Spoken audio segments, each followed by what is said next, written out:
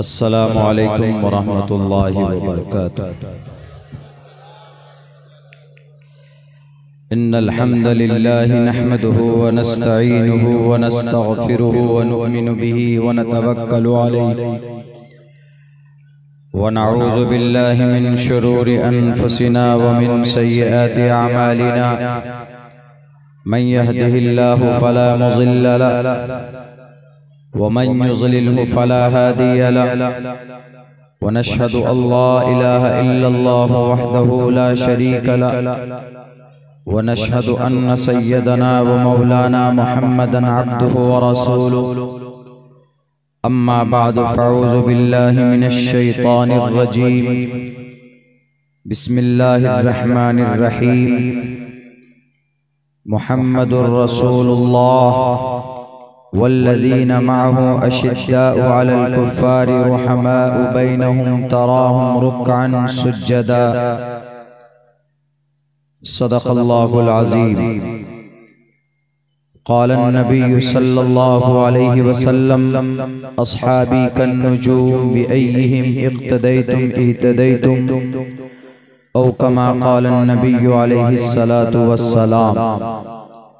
All compliments, all physical prayer and all monetary worship are for Allah. Peace be upon you, O Prophet, and Allah's mercy and blessings. Peace be upon us and righteous slaves of Allah subhanahu wa ta'ala. I bear witness that no one is worthy except of Allah subhanahu wa ta'ala. In the name of Allah, the most gracious, the most merciful. O my Lord, expand me my praise, is my task for me. Remove the impediment from my speech so they may understand what I say. बहुनाम जन्म नामन्ते ज्ञानवान माम परपद्यते वासुदेवा सर्वमिति समहात्मा सुदुर्लभः। उदारा सर्व एवैते ज्ञानी तात्मेव मयिमतम् आस्थितः सहि युक्तात्मा मामेवामुत्तमां गतिम्। एषाय मामहे शतन्निष्कानुदश्यतरज त्रिनिष्ठान्नेवर्तां सहस्रादशगो नमः। ओम सहनाववतु सहनो भुनक्तु सह वीर्यं कर्मामहे तेजस्वनावधीतमस्तु मा विद्विषावहे। ब्रह्मानन्तमनादि विश्वकुर्दजम् सत्यं परम शाश्वतम् विद्या यस्य सनातनी निगम्बिर्दयी। ओम शांति ओम शांति ओम शांति। सदर मोहतरम स्टेज पर मुअज़्ज़ज़ हज़रात उलमाए किराम और इस पिंडाल में जमा होने वाले हमारे गयूर मुसलमानों, नौजवान साथियों और इसी पिंडाल में पर्दे में बैठी हुई हमारी समाज की इज्जतदार माँ और बहनों, ये जलसा मदहे सहाबा और सीरतुन नबी के उन्वान पर मुनाकिद किया जा रहा है। एक अलग तरह का उन्वान है, एक यूनिक अंदाज में पेश किया गया है।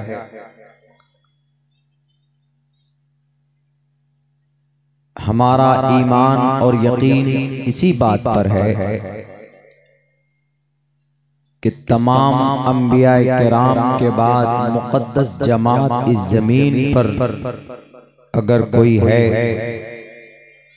तो हज़रात सहाबाए किराम की जमात है। अल्लाह के नबी अलैहिस्सलाम को 24 घंटा प्रोटेक्शन देने वाले और आपके एक एक इशारे पर अपनी जिंदगी कुर्बान करने वाले, अपने आराम और सुकून को कुर्बान करने वाले वो जमात सिर्फ सहाबाए किराम की जमात थी।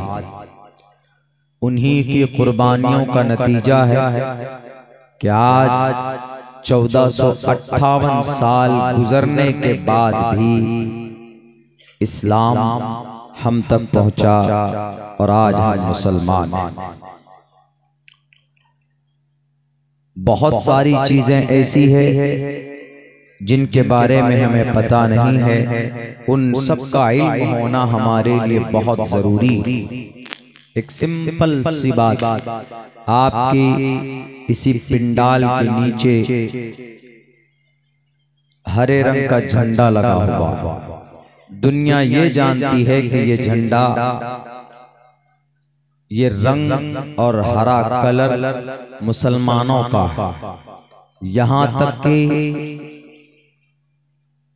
जो हमारे देश के फ्लैग में भी ये कलर नजर आता है।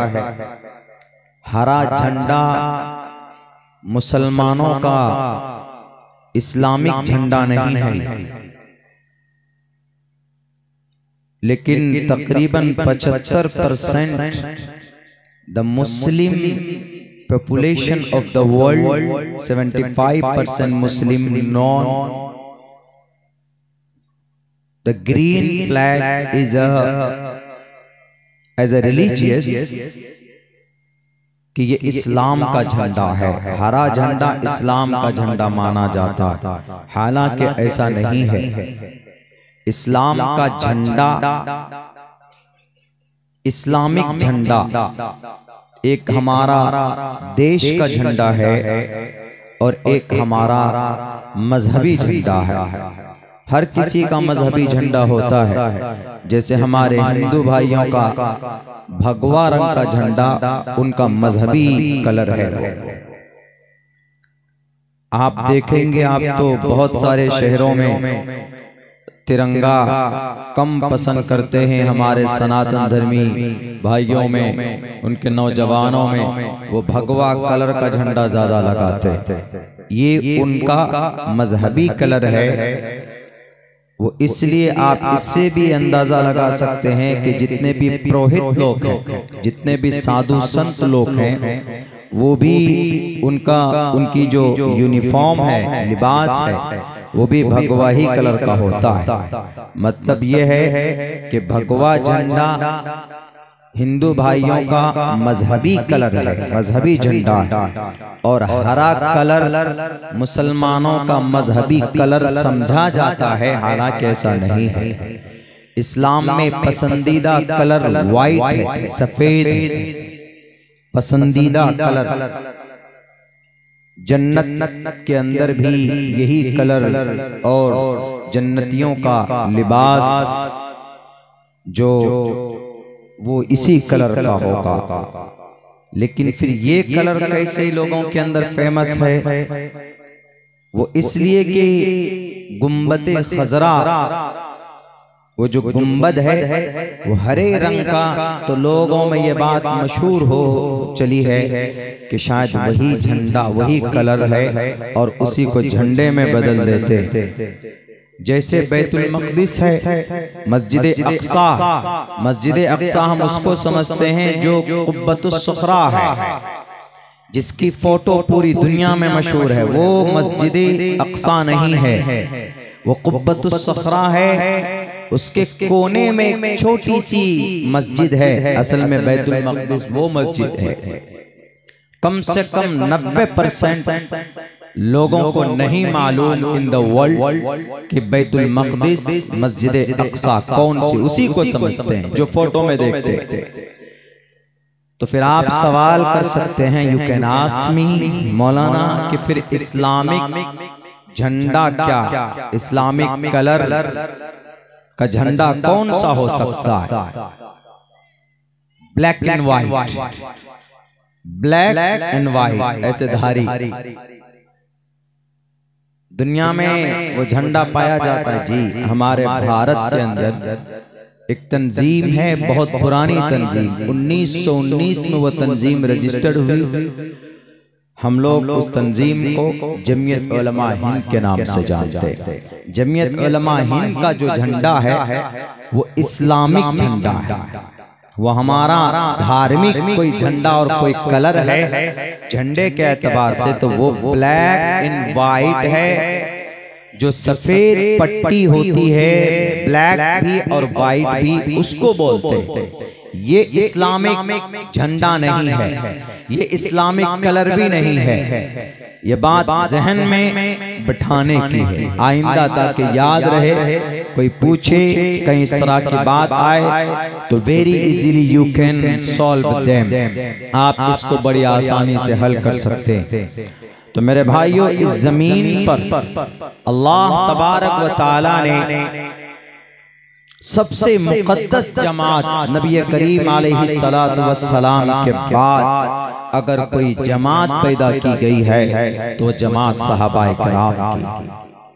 ये इतनी मुबारक जमात है इस जमीन पर कि वो अल्लाह तबारक व तआला ने बड़े अच्छे अच्छे अलकाब, बल्कि यूं कहा जाता है कि उनसे चूक और गलती बाद में होती थी, माफी का ऐलान अल्लाह पहले करता था।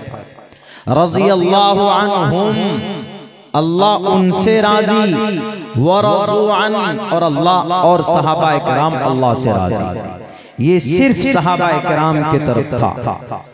कई कुरान करीम की छोटी छोटी आयत का टुकड़ा, जैसे उलाइका हुमुल मुफ्लिहून, वैसी जमात है जो कामयाब होने वाली, उलाइका हुमुस सादिकून, वो सच्ची जमात है, उलाइका हुमुल फाइजून, वो कामयाब होने वाली जमात है। ये खिताब अल्लाह तबारक व तआला ने सहाबाए किराम के लिए अल्लाह के नबी अलैहिस्सलातु वस्सलाम के जरिए से, उन पर वही के जरिए से उन तक पहुंचाया। और ऐसे ही ये मकाम व मर्तबा उन लोगों को नहीं मिला है। हम लोग तो माँ के पेट से मोमिन बनकर निकले, उन लोगों ने कन्वर्सेशन किया है बाज़ाब्ता, अपनी ख्वाहिश की कुर्बानी और अपने समाज और माशरे वालों से बगावत करके इस्लाम कबूल करके मोमिन बनकर जुल्म तशद्दुद का निशाना बने हैं। 13 साल तक इतना जुल्म किया गया, इतनी तकलीफें दी गई कि आज तक जमीन पर ऐसी कोई जमात नहीं है जिनको इतनी तकलीफ पहुंचाई गई हो जितने सहाबाए किराम को पहुंचाई गई। और सहाबाए किराम की मुक़द्दस जमात का तज़किरा हिंदू भाइयों की एक बहुत पुरानी किताब है, और बहुत पुराना मंत्र मैंने शुरू में इसके ऊपर एनालाइज किया था, वो आज मैंने पढ़ा है। इश्क इशाए मां महेशतन निस्कान उदस शतरजा त्रिनिष्ठान ने वर्ताम सहस्त्रा दस गौ नमः। 10,000 गायें, 100 सोने के सिक्के, 300 ऊंटनियां, ईश्वर इशाए ईश्वर मां महे को अता करेगा। ईश्वर मां महे को 10,000 गायें, 100 सोने के सिक्के, 300 घोड़े मां महे को अता करेगा। क्या मतलब है समझ में नहीं आ रहा है अभी, लेकिन जब इसका एक्सप्लेन करेंगे आप खोलकर तो आपको पता चलेगा। 10,000 गायें से मुराद 10,000 सहाबाए किराम की वो तादाद है जो फतह मक्का के मौके पर अल्लाह के नबी के साथ वो जमात थी। 100 सोने के सिक्के, 100 सहाबाए किराम,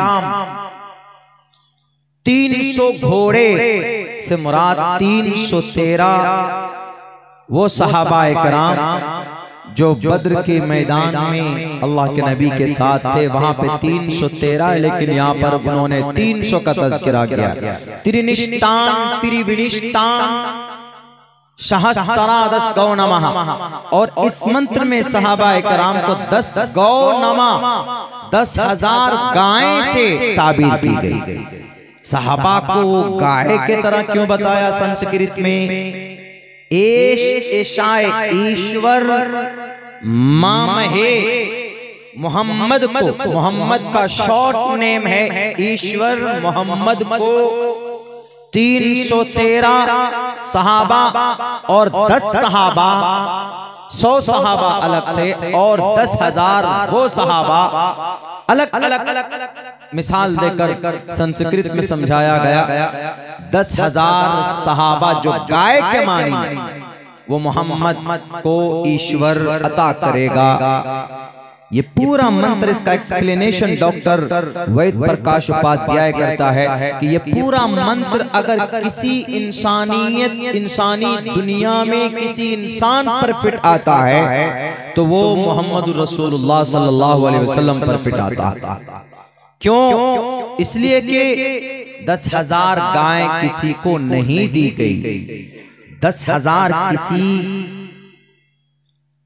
सहाबा से कैसे, ये गाय से कैसे ताबीर कर सकते हैं सहाबा को? एक तरफ सहाबी रसूल हैं और एक तरफ गाय है। हमारे हिंदुस्तान के अंदर सनातन धर्मी भाइयों के लिए गाय माता का सम्मान है। हमारे उत्तर प्रदेश के सीएम साहब भी के माता का सम्मान है, गाय माता बोलते हैं, उनका एक अकीदा कॉन्सेप्ट है। उनसे पूछिए कि भाई गाय को माँ क्यों मानते हैं? भाई मानते हैं वो दूध पिलाते, दूध तो खैर और भी दूसरे जानवर पिलाते हैं, लेकिन खैर वो एक बर्निंग इशू है, लेकिन उनका कॉन्सेप्ट है, सम्मान देते हैं। लेकिन अल्लाह तबारक व तआला ने, ईश्वर ने सहाबा को गाय से क्यों ताबीर की? गाय में 2-3 सिफत बहुत अच्छी होती है। एक सिफत तो ये कि अगर वो भूखी पे रह जाए लेकिन वो दूध अपने बच्चे को भी और अपने मालिक को भी, जिसके घर में रहती है, वो उसको दूध जरूर देती है। गाय कभी भी अपने बच्चे को भूखा नहीं छोड़ती है और अपने थन में दूध का इंतजाम अल्लाह की तरफ से होता है, लेकिन वो देती है। खुद भूखी रह जाएगी लेकिन दूध अपने बच्चे को कभी भूखा नहीं छोड़ती। गाय की सिफत होती। सहाबा इकराम में एक सिफत यही थी। वो कौन सी सिफत थी? वयुसिरून अला अनफुसिहिम वलौ काना बिहिम खसासा, कि वो खुद भूखे रहते थे लेकिन दूसरों को खाना खिलाते थे। अल्लाह के नबी अलैहिस्सलाम की मुक़द्दस जमात जब हिजरत करके मक्का से मदीना पहुंची तो वहां पर जो अंसारी सहाबा थे, जो मदीने के लोकल थे, तो उन्होंने आने वाले मुहाजिर सहाबा की मदद की, जबरदस्त मदद की। ऐसी मदद की कि अगर घर में 2 रोटी है, कोई सहाबी है उनके पास, मुहाजिर साहब है, खाना नहीं है तो रोटी भेज देते थे, जाओ 1 रोटी उनको पहुंचाओ। कोई मेहमान आए, 1 ही रोटी है, खाना कम है तो मेहमान को खिलाओ, खुद भूखे रहते। तो अल्लाह ने कुरान में उनकी सिफत का ऐलान किया, वयुसिरून अला अनफुसिहिम वलौ काना बिहिम खसासा, वो दूसरों को खाना खिलाते हैं, खुद भूखे रह जाते हैं, दूसरों को तरजीह देते हैं, खुद भूखे रह जाते हैं। आजकल जमाना उल्टा है, खुद पेट भरकर खा लेंगे, दूसरा कहीं पर भी जाए। वयुसिरून अला अनफुसिहिम खसासा, तो ये सिफत गाय से मेल करती थी। तो हो सकता है कि ईश्वर ने इसी सिफत की बुनियाद पर कह दिया हो 10 गौ नमः, 10,000 गाय के मानिन 10,000 गाय अता करेगा ईश्वर मामहे को। हालांकि 10,000 और 10,000 गाय से मुराद सहाबा, 10,000 सहाबा ईश्वर मोहम्मद को अता करेगा और 10,000 सहाबी रसूल अल्लाह के नबी के पास कौन से जमाने में था? जब अल्लाह के नबी मदीना पहुंचे तो वहां से जब आप मक्का आए थे फतह करने के लिए, तो उस वक्त जो पूरी टीम थी मोहम्मद रसूलुल्लाह की, पूरी जमात, तो वो 10,000 सहाबा इकराम की जमात थी। उसी को एक्सप्लेन किया है, एश इशा इमाम है शतन निष्कान उदश शतरजा त्रिनिष्ठान वर्ताम सहस्त्रादश गौ नमः। इतनी मुकद्दस जमात कि अल्लाह तबारक व तआला ने तकरीबन 8,000 साल पहले लिखी जाने वाली किताब वेदों के अंदर चर्चा किया, तज़किरा किया, पाकीज़ा तरीन जमात सहाबाए किराम। यूं ही मकाम मर्तबा नहीं मिला था। आजकल हम लोग तो नामी मुसलमान हैं, अम्मी के पेट से पैदा हुए नाम रखा अब्दुर्रहमान, तो वी आर मुस्लिम, हम मुसलमान अब्दुर्रहमान। कोई कुर्बानी नहीं देनी पड़ती, यहाँ तक कि अपनी ख्वाहिश को भी कुर्बान नहीं कर पाते। नौजवान तो अपनी मर्जी के मुताबिक जिंदगी गुजारता है, शराब पीते हैं छुप छुप कर धड़ल्ले से। कल कलकत्ते के गली में जाना हो रहा था, मेरे दोस्त के पास में, उन्होंने कहा कि मौलाना आप इस गली में आए हैं, इस गली के अंदर इस वक्त 75% नौजवान ऐसा है जो पिया हुआ है, चढ़ाया हुआ, नशा किया हुआ। अल्लाह ने जवानी शराब पीने के लिए नहीं दी, अल्लाह ने आपको बॉडी, ये मजबूत सेहत और तंदुरुस्ती अता की है आपको। क्या आपके अंदर जो ईमान है उसको इतना मजबूत करो कि अल्लाह की मदद उतरने पर मजबूर हो जाए। आज दुनिया में मदद क्यों नहीं उतर रही?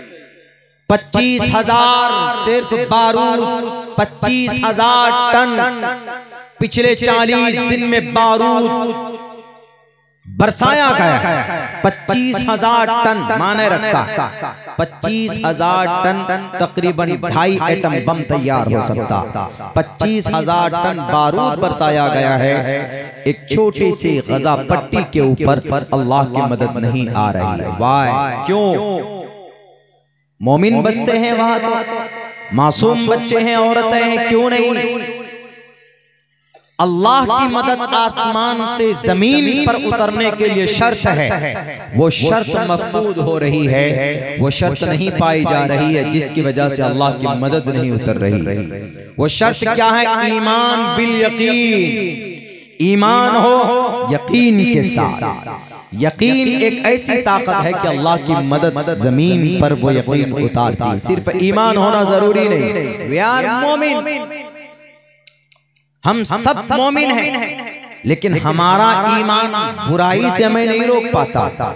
हमारा ईमान अल्लाह की जात पर मुकम्मल तौर पर डिपेंड नहीं होने देता। हमारा ईमान शराब से हमें नहीं रोक पाता, हमारा ईमान जुआ से हमें दूर नहीं कर पाता, हमारा ईमान सोशल मीडिया में बुरी चीजों की नुमाइश करने से हमें नहीं रोक रहा है। तो फिर आप इस ईमान के आधार पर अल्लाह की मदद का मुस्तहिक कैसे बन सकते हो? There is a small biggest condition, the blessings of God to send to the earth। जमीन के ऊपर अल्लाह तबारक व तआला की मदद के लिए ईमान बिल यकीन का होना जरूरी। और ये ताकत किसी की ईमान में पाई जाती है तो वह जमीन पर खड़ा होकर अगर अल्लाह के सामने में अल्लाह से अगर दुआ करेगा तो अल्लाह तबारक व तआला उसकी दुआ कबूल करते हैं। खुद हदीस के अंदर है, लौ अक़सम बिल्लाह ला अबर्रहुल्लाह। अगर कोई परागंदा हाल इंसान जो अल्लाह से बहुत करीब हो, जिनका कनेक्शन जुड़ा हुआ हो, अगर वो जमीन पर दुआ करता है तो अल्लाह तबारक व तआला उसकी दुआ की लाज रखकर आसमान से फैसले फरमाते। आज 2 अरब मुसलमान है पूरी दुनिया में, 1.5 अरब यहूदी है पूरी दुनिया में, 1.5 अरब, 2 अरब, 1.5 करोड़ यहूदी, 1.5 करोड़ और मुसलमान पूरी दुनिया में 2 अरब। लेकिन बादशाही निजाम, ऐश की जिंदगी, मुकम्मल मजबूती, तमाम कामयाबी के दहलीज पर कामयाब होने वाली जमात ये यहूदी, और जिसको अल्लाह ने कहा व अंतुमुल आलौन, पूरी दुनिया में बड़ी तादाद होने के बावजूद भी आज गाजर मूली की तरह किसी को काटा जा रहा है तो मोमिन को, ईमान वालों को काटा जा रहा है। अल्लाह की मदद कहाँ गई? अबरहा के जालिम, अबरहा जालिम बादशाह का खात्मा हो सकता है, तैर नबाबील के जरिए से उनका सफाया किया जा सकता है। बद्र के मैदान में फरिश्तों की मुकद्दस जमात उतारी जा सकती है। क्या वो अल्लाह बदल गया? क्या अल्लाह तबारक व तआला के पास ताकत नहीं है? क्या अल्लाह तबारक व तआला अलियाज़ु बिल्लाह ना इंसाफ हो गया? ऐसा कुछ नहीं है, वही अल्लाह है, वही मस्तवी अलल अर्श है, वही खुदा है, वही आसमान और जमीन है, वही सूरज, वही चांद, वही ताकत, वही इन्नल्लाह अला कुल्ली शैइन कदीर है। लेकिन अल्लाह की मदद उतरती है तड़प पर, अल्लाह की मदद उतरती है यकीन पर। आप कहेंगे कि मौलाना अब्दुल्ला जब अबरहा आया था उस वक्त एक भी कलमा पढ़ने वाला नहीं था, तो उस वक्त किस यकीन की बुनियाद पर अबरहा के ऊपर अल्लाह तबारक व तआला ने तैरन अबाबील को भेजा था? आपको शायद मालूम नहीं, उस वक्त बल्कि आज से ज्यादा ईमान कामिल था अब्दुल मुत्तलिब का। अब्दुल मुत्तलिब दीन इब्राहीमी पर अमल करते थे, शरीयत इब्राहीम के मुताबिक जिंदगी गुजारते थे। अल्लाह के नबी अलैहिस्सलातु वस्सलाम का जन्म भी नहीं हुआ था। उस वक्त जो भी शरीयत थी वो इब्राहीम अलैहिस्सलाम की शरीयत थी। जो अहकामात थे कुछ बचे खुचे तो उस पर अरब और कुरैश अमल करते थे। खुसूसन नबी पाक अलैहिस्सलाम का घराना, आपके अब्बा कभी शराब को आपने हाथ नहीं लगाया, आपने कभी जिना के तरफ कदम नहीं बढ़ाया। आपकी अम्मी मोहतरमा आमिना सोमवती सुमतियानी था वैष्णवम, जिनके कोख से नबी पाक अलैहिस्सलातु वस्सलाम इस धरती पर आए, उन्होंने उनके शक्ल को किसी गैर महरम ने नहीं देखा। आमिना मुकम्मल तौर पर लिहाज करती थी। तो उस वक्त भी ईमान था, मुकम्मल ईमान था ख्वाजा अब्दुल मुत्तलिब का। जब अबरहा आया तो उनके ऊंट को जब्त कर लिए मक्का वालों के। अब्दुल मुत्तलिब को बुलाया गया। अबरहा ने कहा कि ये मुत्तलिब, तुम ऊंट लेने के लिए मेरे पास तो आ गए और तुमने कहा कि अबरहा मेरे ऊंट मेरे हवाले करो, लेकिन जिस घर को मैं ढाने के लिए आया, जिस काबतुल्लाह को मैं शहीद करने के लिए आया, तुम उसकी दिफा की बात नहीं कर रहे हो। तुमने उसके बारे में एक बात भी नहीं की कि अबरहा मेरे ऊंट भी मुझे दे दो और फिर इस काबतुल्लाह को छोड़ दो, मैं इसका मुतवल्ली हूँ। तो आपने क्यों नहीं कहा?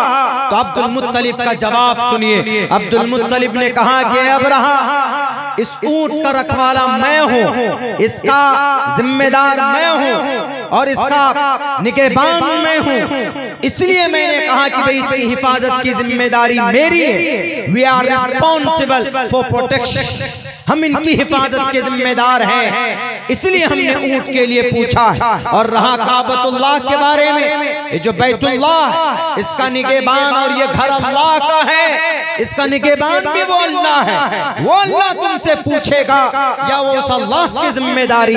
और हमें कभी यकीन है कि जैसे मैं अपने ऊंट को बचाने के लिए आया हूँ, मुझे अपने अल्लाह की जात पर भरोसा है, मुझे अपने ईमान पर मुकम्मल एतबार है, अल्लाह अपने घर की हिफाजत जरूर करेगा।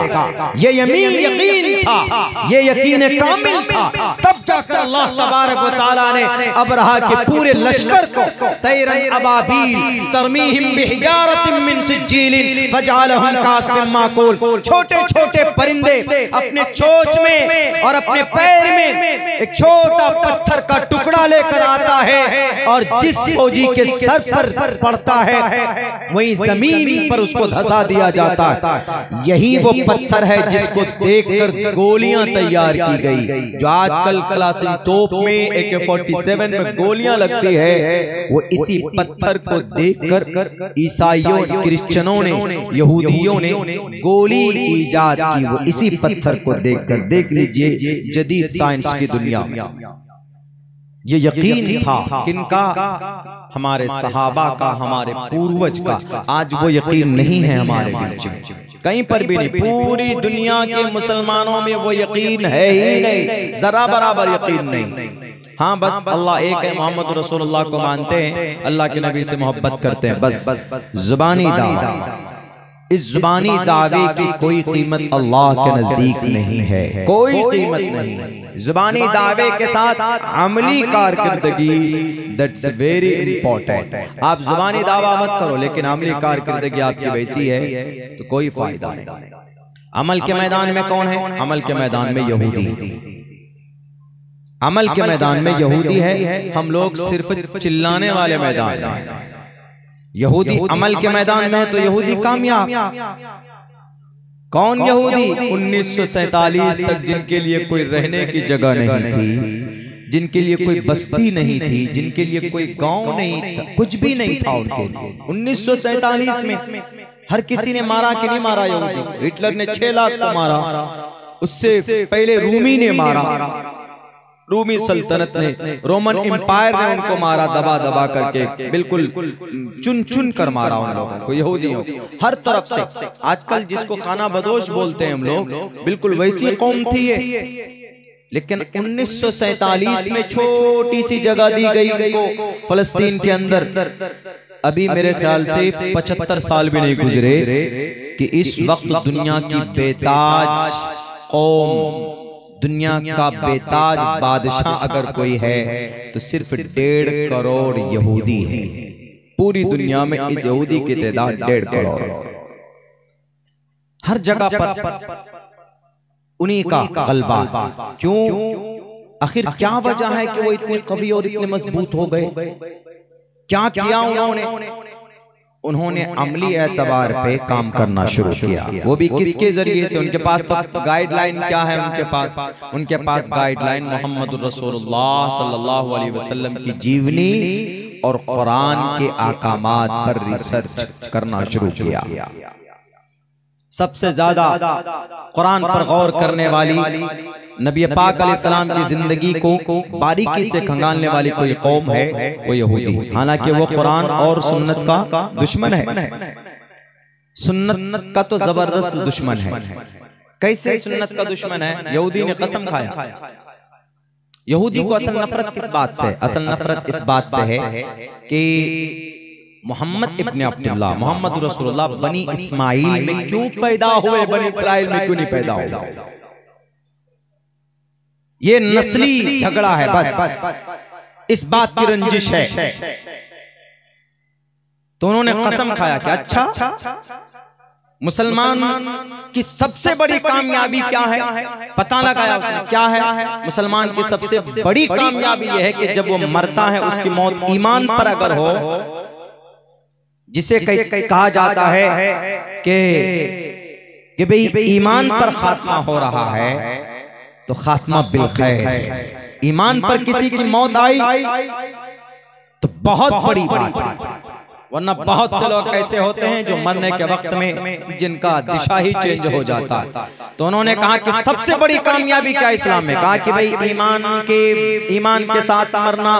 कहा कि अच्छा, इतनी बड़ी कामयाबी है, लो हम इसको बदल देते हैं। बहुत से मुसलमान ऐसे होंगे कि जो कुफ्र की हालत में मरेंगे। तो उन्होंने कहा कि अच्छा, ईमान की हालत में मरने के लिए कोई वजीफा तो होगा। नबी ने बताया। कहा जो आदमी इस मिसवाक वाली सुन्नत पर अमल करेगा मुस्तकिल, वो दुनिया में कुछ भी हो जाए, कितनी परेशानी में गिरफ्तार हो, लेकिन मरने के वक्त में उसका खात्मा ईमान पर होगा, जो मिसवाक वाली सुन्नत पर पूरी जिंदगी अमल करता रहा। ये रिसर्च करवाया यहूदी ने, बल्कि अपने एक बच्चे को एक मदरसे में भेजा। वो बच्चा मुकम्मल आलिम बनने के बाद तब जाकर बताया, क्या ये हम बताते हैं इस्लाम में क्या क्या है फायदा? तो उसने कहा कि ये फायदा है इस्लाम में, एक छोटी सी सुन्नत मिसवाक, मेरे ख्याल से 100 में से 10 आदमी ऐसे होंगे, 10 भी नहीं 5 आदमी ऐसे होंगे जो इस मिसवाक वाली सुन्नत पर हम लोग अमल करते होंगे। हालांकि बड़ी फजीलत है एक सुन्नत को जिंदा करने पर। मन आया सुन्नती इंद फसादी उम्मती फलहु अज्र मिअति शहीद। 100 शहीदों का सवाब अल्लाह अता फरमाता है जब कोई एक सुन्नत पर अमल करता है, 100 शहीदों का सवाब। तो उसने कहा कि अच्छा, एक काम करो, कोई चीज ऐसी वजूद में लाओ जो ये मिसवाक ही छूट जाए। तो उन्होंने कॉलगेट और ब्रश में, टूथपेस्ट में कॉलगेट मेड इन यहूदी है, कॉलगेट मेड इन यहूदी, मेड इन इसराइल है टूथपेस्ट में, और ब्रश में ब्रश में ओरल बी कंपनी, आप किसी भी दुकान में जाएंगे जहां पर ब्रश आपको मिल सकता है, वहां जाएंगे तो ओरल बी कंपनी के आपको यू कैन वेरी इजीली आप उनको बाय कर सकते हैं, आप उनको परचेज कर सकते हैं। ओरल बी कंपनी का ब्रश, पता क्यों निकाला इसको उन्होंने? सिर्फ इसलिए कि मुसलमान को सुन्नत वाली मिसवाक वाली सुन्नत से अलग कर दिया जाए। और जब मिसवाक से अलग हो जाएंगे, ब्रश करेंगे, तो मरने के वक्त में जो इसका फायदा था खात्मा बिल खैर वो खत्म हो जाएगा, कुफ्र की हालत में मरेगा। देखिए कितना माइंड उनका काम कर रहा है, कितने शार्प माइंड होते हैं। और हम मुसलमान कुछ भी नहीं, कुछ नहीं, फ्यूचर में कुछ भी ना सोचना ना करना, बस शराब पीकर मस्त हो जाना। और हम लोग एकदम बिल्कुल झुंड लगाकर बैठकर हम लोग जुआ खेलते हैं। इस्लाम में दोनों चीजें हैं, both things are prohibited according to the Islamic Sharia। फालतू चीजों में अपनी जिंदगी नहीं बर्बाद करते ये यहूदी, हमारे नौजवान करते हैं, हमारे मुसलमान करते हैं। कल को फाइनल वर्ल्ड कप है, देख लीजिएगा, हर तरफ टीवी, कई जगह तो जलसा मुअख्खर हो गया। गुजरात का प्रोग्राम था हमारा, बोला मौलाना 19 तारीख को तो फाइनल है वर्ल्ड कप का। हमने कहा तो क्या हुआ? बोला वर्ल्ड कप का फाइनल है, लोग आएंगे नहीं प्रोग्राम। कल एक प्रोटेस्ट है कलकत्ता के धरती पे अगेंस्ट जालिम इसराइल के खिलाफ, वो प्रोटेस्ट को मुअख्खर कर दिया गया कि नहीं लोग नहीं आएंगे। क्यों नहीं आएंगे जी? वर्ल्ड कप देखेंगे, क्रिकेट देखेंगे, मैच देखेंगे। अभी 2-3 दिन पहले शायद सेमीफाइनल का मैच हुआ, भारत जीता। दुआ करते हैं कि भारत हर जगह जीते, हर कोई अपने मुल्क के लिए वो करता है कि भाई मुल्क आगे तरक्की करे, गुनाहों में नहीं अच्छे कामों में। हम गुनाहों के लिए दुआ नहीं कर सकते, अच्छे कामों में देश तरक्की करे वो एक अलग मैटर है। उसमें आपने देखा होगा, मुझे मैच देखने का शौक नहीं, खेलने का शौक था। बचपन में जब हम मदरसे में पढ़ते थे तो छुप के खेलने चले जाते थे, मदरसे की तरफ से पाबंदी होती थी। हम खादिमुल इस्लाम हापुड़ में मेरी तालीम हुई है, हम लोग खेलने के जमाने में बड़ी शरारत करते थे। उस वक्त हम लोग खेलते थे तो झूठ बोलकर खेलते थे। हमारे उस्ताद जो थे मोहतमिम साहब, वो इतने सीधे थे तो उन्होंने एक मरतबा बैन लगा दिया कि आज से कोई भी आदमी, कोई भी तालिब इल्म क्रिकेट नहीं खेलेगा। पाबंदी लगा दी। हम लोग छुप कर बल्ला ऐसे कपड़े के नीचे घुसा कर लेके जाते थे, सलवार के नीचे बाहर जाकर खोल के निकाल के हम लोग खेलते थे जुम्मे के दिन। शिकायत पहुंच गई मोहतमिम साहब के पास कि हजरत बच्चे फिर क्रिकेट बल्ला चालू कर दिए। तो पकड़कर पेश किए गए उनके सामने हम लोग सब। हमने कहा कि हजरत हम लोग क्रिकेट नहीं खेल रहे हैं, हम लोग गेंद बल्ला खेल रहे हैं। तो बोलते अच्छा खेलो, गेंद बल्ला खेलो तो खेलो, कोई बात। हमने कहा आपने क्रिकेट मना किया, गेंद बल्ला मना नहीं किया है हजरत आपने। उनको भी टोपी पहना दी, बोला हाँ क्रिकेट मत खेलना, गेंद बल्ला जितना खेलना हो खेल लो, पैसे भी लेके जाओ, गेंद बल्ला खरीद लो। तो उसके बाद जो उस्ताद थे हम लोगों के पीछे, उन्होंने कहा कि हजरत ये बेवकूफ बना रहे हैं आपको, बच्चे बेवकूफ बना दिया आपको। ये तो बिल्कुल धड़ल्ले से शुरू कर दिया इन्होंने। कहा कि नहीं हमने तो, और आपके बारे में बता रहे कि मोहतमिम साहब ने इजाजत दी है कि क्रिकेट मत खेलना, गेंद बल्ला खेलना।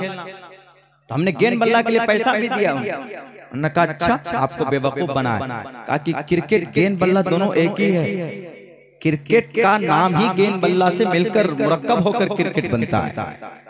बोला अच्छा लाओ बुलाओ ना लाया, हम लोगों का इखराज हो गया, जाओ मदरसे से बाहर। तो ये शरारत तब करते थे, अब नहीं। तो उस दिन ज्यादा नहीं, इस देश के अंदर में एक बॉलर था, कोई मुस्लिम है आपके उत्तर प्रदेश का अमरोहा की तरफ का है।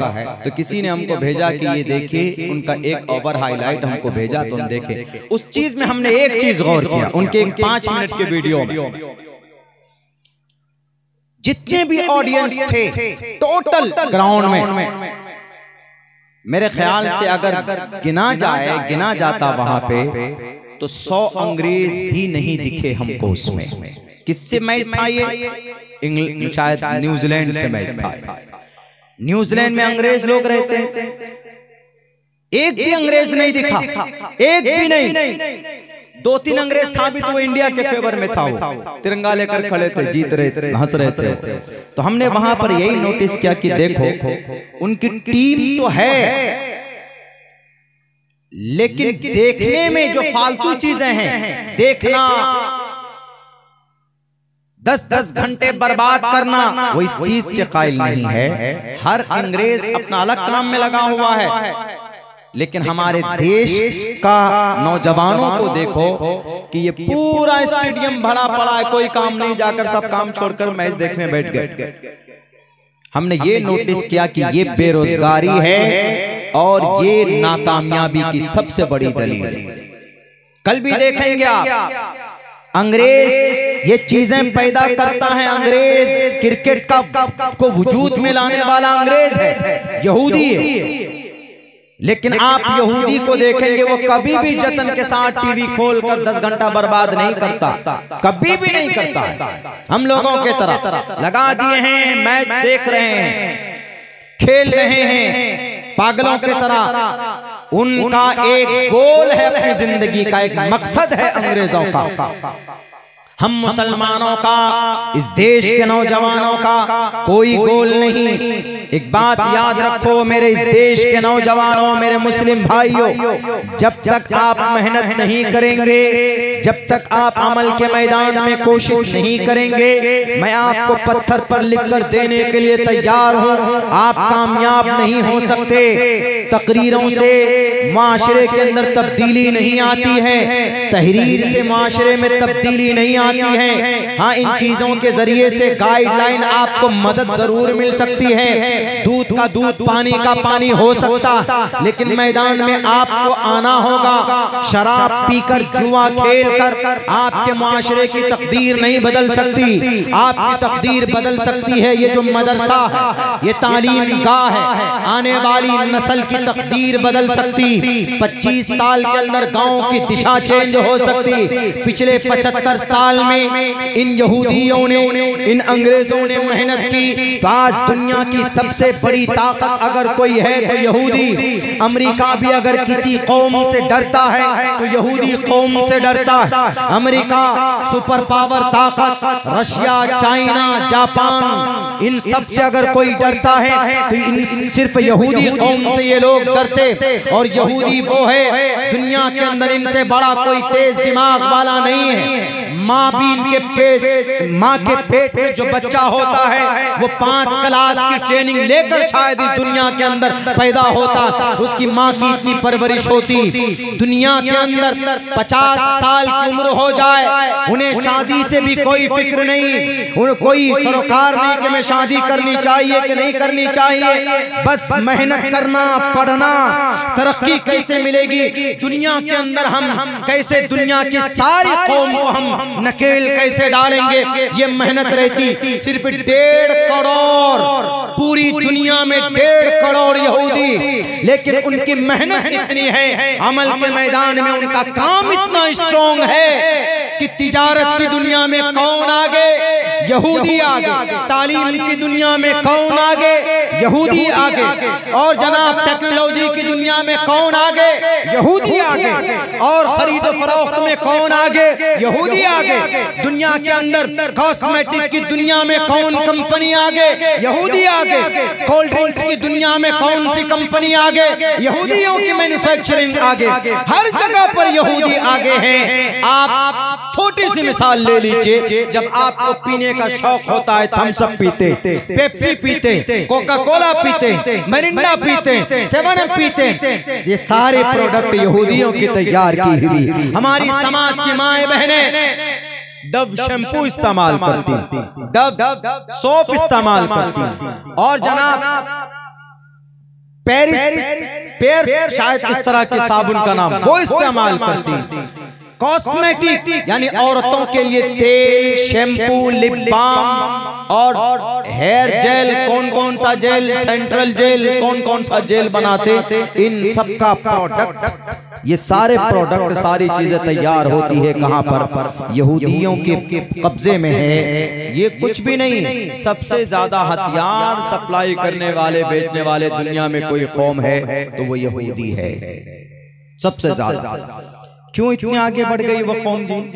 पहली चीज पर मेहनत की उन्होंने तालीम पर, और हम तालीम पर कम मेहनत करते हैं। सबसे पहले इक़रा पर अमल करने वाली कौम यहूदी। इक़रा पर, इक़रा किसका हुक्म है? सबसे पहली वही कुरान करीम की इक़रा बिस्मि रब्बिकल्लज़ी खलक़ खलक़ल इंसान मिन अलक़ इक़रा व रब्बुकल अकरमुल्लज़ी अल्लम बिल कलम, है कि नहीं? पहली वही। Allah first message send down to the earth to the last prophet Muhammad सल्लल्लाहु अलैहि वसल्लम to be to make a prophet, to make a messenger. एक नबी बनाने के लिए first messenger has been send down to the earth. इक़रा बिस्मि रब्बिकल्लज़ी। इक़रा क्या है? इक़रा का मतलब क़रअ यक़रउ क़रअन अल फ़ाइलु मिन्हु क़ारिउन, पढ़ना, रीड, स्टडी, एजुकेट, पढ़ो। हमारे बच्चे पढ़ते, सोशल मीडिया पे पढ़ते, क्या सलमान खान को पढ़ते, शाहरुख खान को पढ़ते, हमारे नौजवान सेल्फी लेते, इन्हीं चीजों के पीछे हमारे नौजवान। कभी भी यहूदी बच्चा इन सब खुराफात के पीछे नहीं पड़ता, इन सब के पीछे नहीं, लेकिन हमारे नौजवान पढ़ते। इक़रा, कौन अमल करता है इक़रा पर? पढ़ो, पढ़ाओ। इक़रा पर अमल करने वाले कौम यहूदी, तो यहूदी कामयाब। ताकतवर बनने के लिए तिजारत, मईशत सबसे आगे दुनिया में कोई कौम तो यहूदी तिजारत में आगे। सबसे सबको खरीद लिया है, अरब कंट्री को खरीद लिया है, 22 अरब मुल्क है, सबको गुलाम बना लिया, सबको। सब सिर्फ बोलते हैं कि इजराइल तुम जुल्म कर रहे हो, इजराइल तुम जुल्म कर रहे हो। अरे इजराइल के जुल्म को रोको, कैसे रोक सकते हो? तेल बंद करो। तेल कहाँ है? कतर में। तेल कहाँ है? कुवैत में। तेल कहाँ है? अरब में। अरब वाले मना नहीं कर सकते तेल को? बंद कर दो। लेकिन नहीं करेंगे। क्यों? इतना पैसा दिया हुआ है, इतना डॉलर लुटाया हुआ है कि उसके बोझ के तले सारे शेख लोग एकदम दबे हुए, सर नहीं उठा सकते। 75 साल के अंदर तकदीर बदली है इस कौम ने। 23 साल के अंदर तकदीर बदली थी सहाबाए किराम ने। ये तो 75 साल लगा दिए, और हमारे साहबा ने 23 साल अल्लाह के नबी की निगरानी में। इसी 23 साल की जिंदगी को अपनाया इन यहूदियों ने। पढ़िए गोल्डा माहिरा की तारीख दुनिया वालों। आप कहेंगे कि मौलाना कैसे हो सकता है? अल्लाह के नबी अलैहिस्सलाम तो धार्मिक थे, हजरत अबू बकर तो धार्मिक थे, कैसे दुनिया में उन्होंने तरक्की की? धार्मिक थे, लेकिन धर्म पर अमल करना तरक्की में रुकावट नहीं है। आज हमारे इस देश के कुछ अनपढ़ गवार, कुछ लीडर जो दिल्ली में बैठे, वो कहते हैं कि इस्लाम में ये कानून होगा, शरीयत का ये फैसला होगा तो देश तरक्की नहीं करेगी। मुसलमान में 4 शादी जब तक होगी तो देश तरक्की नहीं करेगी। मुसलमान के अंदर में जब तक बुर्का हिजाब होगा तो देश तरक्की नहीं करेगी। अरे ये मसला कब से आया भाई? देश तरक्की तो पिछले 75 साल से कर रहा है, आगे जा रहा है। क्या मुसलमान 4 शादी करते हैं इस वजह से देश की तरक्की रुकी हुई है? अरे झूठो, इसलिए देश की तरक्की नहीं रुकी हुई है। देश की तरक्की रुकी हुई है करप्शन की वजह से, तुम्हारे धार्मिक उन्माद फैलाने की वजह से, तुम्हारे तशद्दुद के बाजार को गर्म करने की वजह से, हिंदू मुसलमानों को लड़ाने की वजह से, अजान और हनुमान चालीसा के कंपटीशन कराने की वजह से, सूरह फातिहा गायत्री मंत्र को आपस में लड़ाने की वजह से, एक टोपी वाला और एक तिलकधारी को आमने सामने दुश्मन बनाने की वजह से, इससे देश तरक्की नहीं कर रहा। देश तरक्की नहीं कर रहा है। अपने बड़े बड़े अपने नकली खुदाओं को पैसों के जरिए से करोड़ों रुपए मदद किए तुमने, और इस देश से निकाल दिया। यहाँ के गरीब के पैसे लूट कर भागा, इसलिए देश तरक्की नहीं कर रहा। सवाल कर सकते हो विजय माल्या से कि तुम 9,000 करोड़ रुपए लेकर गए, तुम कब वापस कर रहे? वो देश का पैसा लेकर गया, इसलिए देश गरीब हुआ। तुम सवाल कर सकते हो मेहुल चोकसी से, तुम सवाल कर सकते हो नीरव मोदी से। नहीं, जिनमें तारे नजर आएंगे। इस वजह से देश तरक्की नहीं कर रहा है। मुसलमान की शरीयत की वजह से देश की तरक्की नहीं रुकी हुई। मुसलमान तो अपनी देश की तरक्की के लिए दुआ करता है, मुसलमान तो अपनी देश की तरक्की के लिए मेहनत करता है, मुसलमान तो अपनी देश की तरक्की के लिए अफराद पैदा करता है, मुसलमान तो अपनी देश की तरक्की के लिए अपने मदरसों में दुआ करवाता है। कोई माए का लाल जो मुझे बताए कि शेखुल इस्लाम ने कहा था अंग्रेज के सामने में कि तू जालिम है, तू देश का दुश्मन है कोई माए का लाल जो लंदन में जाकर कहा हो अंग्रेज को कि अंग्रेज तू मेरे देश को छोड़ दे, मेरे देश को गुलाम बनाना छोड़ दे, वरना मैं तुम्हारी गुलामी में अपनी जिंदगी नहीं गुजार सकता मुल्क हिंदुस्तान में। कौन था वो शेर? मौलाना मोहम्मद अली जौहर। भारत में उनका इंतकाल नहीं हुआ, कहाँ हुआ? बरतानिया में। बरतानिया में उनका इंतकाल होता है, उनकी लाश लाई जाती है, मस्जिद अक्सा के करीब उनको दफन किया जाता है। कौन थे मौलाना मोहम्मद अली जौहर?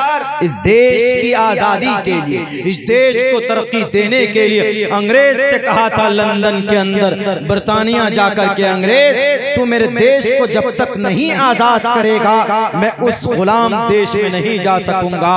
हाँ, अंग्रेज ने कहा कि मौलाना अगर आजादी नहीं दूंगा तो क्या करोगे? तो मौलाना ने कहा कि आजादी नहीं दोगे तो 2 गज जमीन यहीं दे दो, मैं यहीं दफन हो जाऊंगा, लेकिन अब जब तक मेरा देश आजाद नहीं होता मैं तब तक यहीं पर अपनी जान की कुर्बानी देने के लिए तैयार हूं। है कोई इतना वफादार? लाओ दिखाओ। तारीख में मैं तारीख का तालिबे इल्म हूं, हर तारीख को कुरेद कुरेद कर तुम्हारे सामने पेश कर सकता हूँ सालिमों नफरतियों, लेकिन नहीं है। मौलाना मोहम्मद अली जौहर का रास्ते में इंतकाल हो गया, बैतुल मक़दिस के करीब उनकी कब्र आज भी मौजूद है। कौन थे वो? देश को तरक्की देने के लिए गए थे। तो देश की तरक्की खामखा की बातें हैं। सहाबाए किराम 23 साल में दिशा को बदल दिया था, और उमर फारूक रजी अल्लाह ताला आए मैदान में तो 22 लाख इलाके में फतह किया। नई चीज बताऊंगा आज आप लोगों को, अब तक शायद मैंने, बल्कि आज ही मैंने मेरे रिसर्च में आया है, आज ही मेरे मुताले में आया है, मैं वो बताऊंगा आपको, और मजबूत अल बैरूनी की हवाले से वो चीजें बताऊंगा। लेकिन बस बात वही है कि जब तक तालीम नहीं है हमारे नौजवानों में भी और हमारे हिंदू बिरादरी में भी धार्मिक तालीम, तो ये लड़ाइयाँ होती रहती। एक वाकया छोटा सा बताता हूँ मैं आप लोगों को। तालीम की फजीलत अहादीस में भी है, तलबुल इल्म फरीज़तुन अला कुल्लि मुस्लिम, इल्म हासिल करना जरूरी है, इतना इल्म हासिल करना जरूरी है जिससे आप हराम हलाल को पहचान सकें। और हिंदू भाइयों में भी है क्या? मैंने मंत्र पढ़ा है, बहुनाम जन्मनामन्ते ज्ञानवान माम परपदिग्यते वासुदेव सर्वमिति समहा आत्मा सुदुर्लभः उदारा सर्व एवैते ज्ञानीतात्मेव मयिमतम आस्तितः संयुक्तात्मा मामेवामुत्तमां गतिम। ये 2 मंत्र हैं श्रीमद् भगवद गीता के। आपको गीता ही मिलेगा, बाकी किसी और छोटी मोटी किताब में नहीं मिल सकती। गीता के 7वें अध्याय में ये 2 मंत्र हैं। पहले में है बहुनाम जन्मनामन्ते, कई जन्मों के बाद, बच्चे खामोश हो जाओ थोड़ा, कई जन्मों के बाद, कई जन्मों के बाद, कई जन्मों के बाद एक नामी, बहुनाम जन्मनामन्ते, एक नामी आदमी पैदा होगा कई जन्मों के बाद, यानी कई 100 साल के बाद एक नामी आदमी पैदा होगा। बहुनाम बहुनाम जन्मनामन्ते ज्ञानवान माम, ज्ञान के जरिए से, ज्ञान के जरिए से अंधकार को खत्म करेंगे, तालीम के जरिए से। देखिए कितना मैच करता है। इधर अल्लाह क्या कहता है पहले वही में, इक़रा बिस्मि, पढ़ो अपने रब के नाम से। इधर गीता में क्या है, बहुनाम जन्मनामन्ते ज्ञानवान माम परपदिग्यते। ज्ञान के जरिए से अंधकार को खत्म करेंगे। वासुदेव सर्वमिति समहात्मा, और ये ज्ञान उनको वासुदेव के जरिए दिया गया होगा। वासुदेव, वसुदेव कुटुंब, वासुदेव के जरिए, यानी मैं तर्जमा यहाँ कर सकते जिब्राइल अमीन के जरिए से ये उनको दिया गया होगा, ये ज्ञान, ये नॉलेज। वसुदेव सुतम देवम कंस चाणूरमर्दनम देवकी परमानंदम कृष्णम वंदे जगत गुरुमा। एक दूसरी जगह दूसरे मंत्र में यहाँ पर है बहुनाम जन्मनामन्ते ज्ञानवान माम परपद्यते वासुदेव सर्वमिति समहात्मा, और उसी ज्ञान की वजह से समहात्मा उसको लोग बड़ा मानेंगे। समहात्मा, महात्मा गांधी, मासा महात्मा सुदुर्लभ। महाआत्मा किसको बोलते हैं? जो बड़ा बड़ी शख्सियत होती है उसी को यह खिताब मिलता है, इसीलिए गांधी जी को महात्मा गांधी बोलते थे। महाआत्मा गांधी, गांधी खानदान से तो महाआत्मा बड़े मनुष्य थे, इसलिए उनके लिए बोला गया। ये संस्कृत पद है, समहात्मा सुदुर्लभ। बताइए तालीम की फजीलत गीता में, लेकिन मेरे हिंदू भाइयों बड़े अफसोस के साथ ये बात कहनी पड़ती है कि आपके यहाँ धर्म की तालीम बिल्कुल नहीं दी जाती। धर्म का कॉन्सेप्ट गलत बताया जाता है आपको। मैं कहीं पर भी किसी भी चौराहे पर आपको ये बात कहने के लिए तैयार हूं कि धार्मिक बातें आपको नहीं बताई जाती, गलत बात बताई जाती है। कैसे? मिसाल के तौर पर यही ले लीजिए, एक जगह जाना हो रहा था, आप ही के उत्तर प्रदेश से जाना हो रहा था, ट्रेन में बैठे हुए तो तबलीग के जो साथी होते हैं, तबलीग जमात के, नमाज का वक्त हुआ फौरन वो भाई नमाज पढ़ते हैं फौरन। आज भी हम लोग आ रहे थे, फजर की नमाज का वक्त था, कलकत्ता एयरपोर्ट में हम लोगों ने नमाज पढ़ी। हम थे, कारी तैयब साहब थे, वो दिल्ली की फ्लाइट ले रहे थे, हमको लखनऊ आना था, तो एक कोने में हम लोगों ने वहाँ वजू की जाके हम लोगों ने नमाज पढ़ी। कहीं कहीं पर नमाज पढ़ने का इंतजाम होता है, पढ़ सकते हैं। कहीं पर भी पाक जगह पर इस्लामिक शरीयत के एतबार से आप नमाज पढ़ सकते हैं। हाँ, अगर रास्ते में पढ़ें, रास्ता ब्लॉक हो जाए, परेशानी हो जाए, लोगों को दिक्कत हो जाए तो मुनासिब नहीं है, फिर आप दूसरी जगह का इंतखाब कीजिए। और भारत के संविधान में क्या है? भारत के संविधान में कहीं पर भी आप भक्ति कर सकते हैं। Freedom of conscience, free profession, practice, propagation of the religion, article number 25 साफ कहता है। कहीं पर भी कोई भी हिंदू है, कहीं पर भी वो हनुमान चालीसा पढ़ता है, गायत्री मंत्र पढ़ सकता, जा रहे हैं तो गंगा जी में नोट फेंक सकता है। जाते हैं कहीं कहीं रास्ते में गंगा पुल है तो वहां देखेंगे ट्रेन में भी बहुत सारे हिंदू भाई, आस्था उनका अकीदा, वो कुछ नोट फेंकते हैं, 1 रुपए 5 रुपए 10 रुपए गंगा में फेंकते हैं। उनका अकीदा, वो एक इबादत समझ कर करते हैं वो। तो उनको अगर मैं कहूं कि भाई नोट क्यों फेंक रहे थे, ये तो जुर्म है, गलत हो जाएगा। इसीलिए मुसलमान कहीं पर नमाज पढ़ता है तो उसको कोई नहीं कह सकता कि मुसलमान हो तुम नमाज क्यों पढ़ रहे हो, गलत है, ये भी गलत हो जाएगा।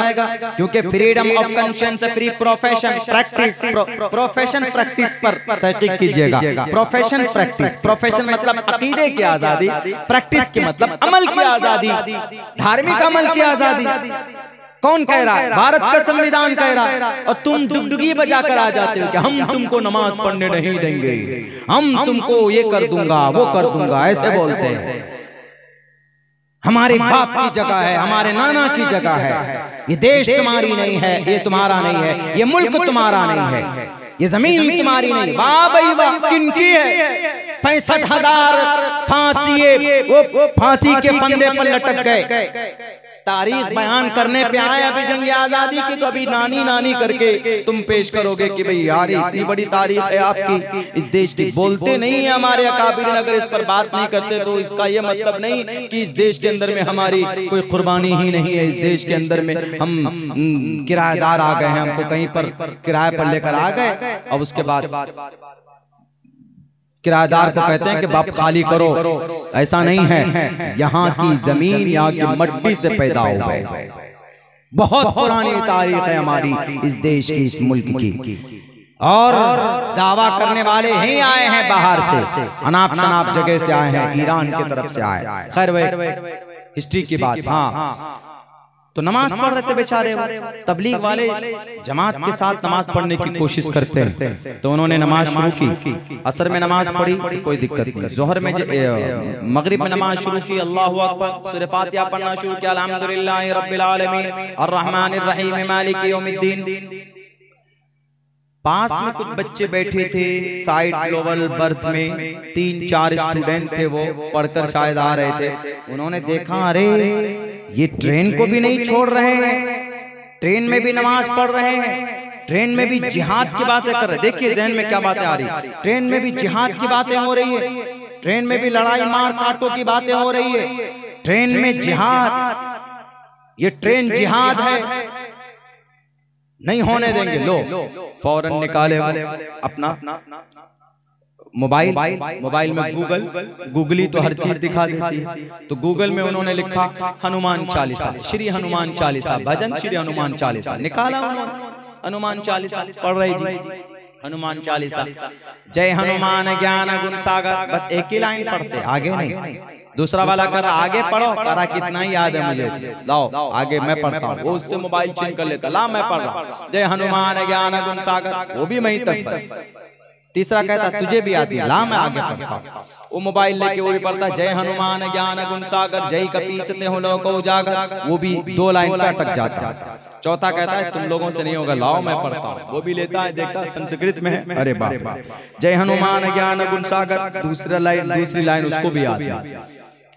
यही हो रहा था, हमारे कान में आवाज पहुंची, हम भी थे वहीं पे, चले गए उनके पास, बैठ गए, हमने कहा कि देखे थोड़ा मजा आएगा, तो हमने कहा कि what did you recite before some time, बोला इट्स फ्रीडम, हमारे लिए आजादी है, हम पढ़ सकते हैं। उन नौजवानों ने अच्छा जवाब दिया, हमने कहा yes you can recite every time and anything, कुछ भी पढ़ सकते हो।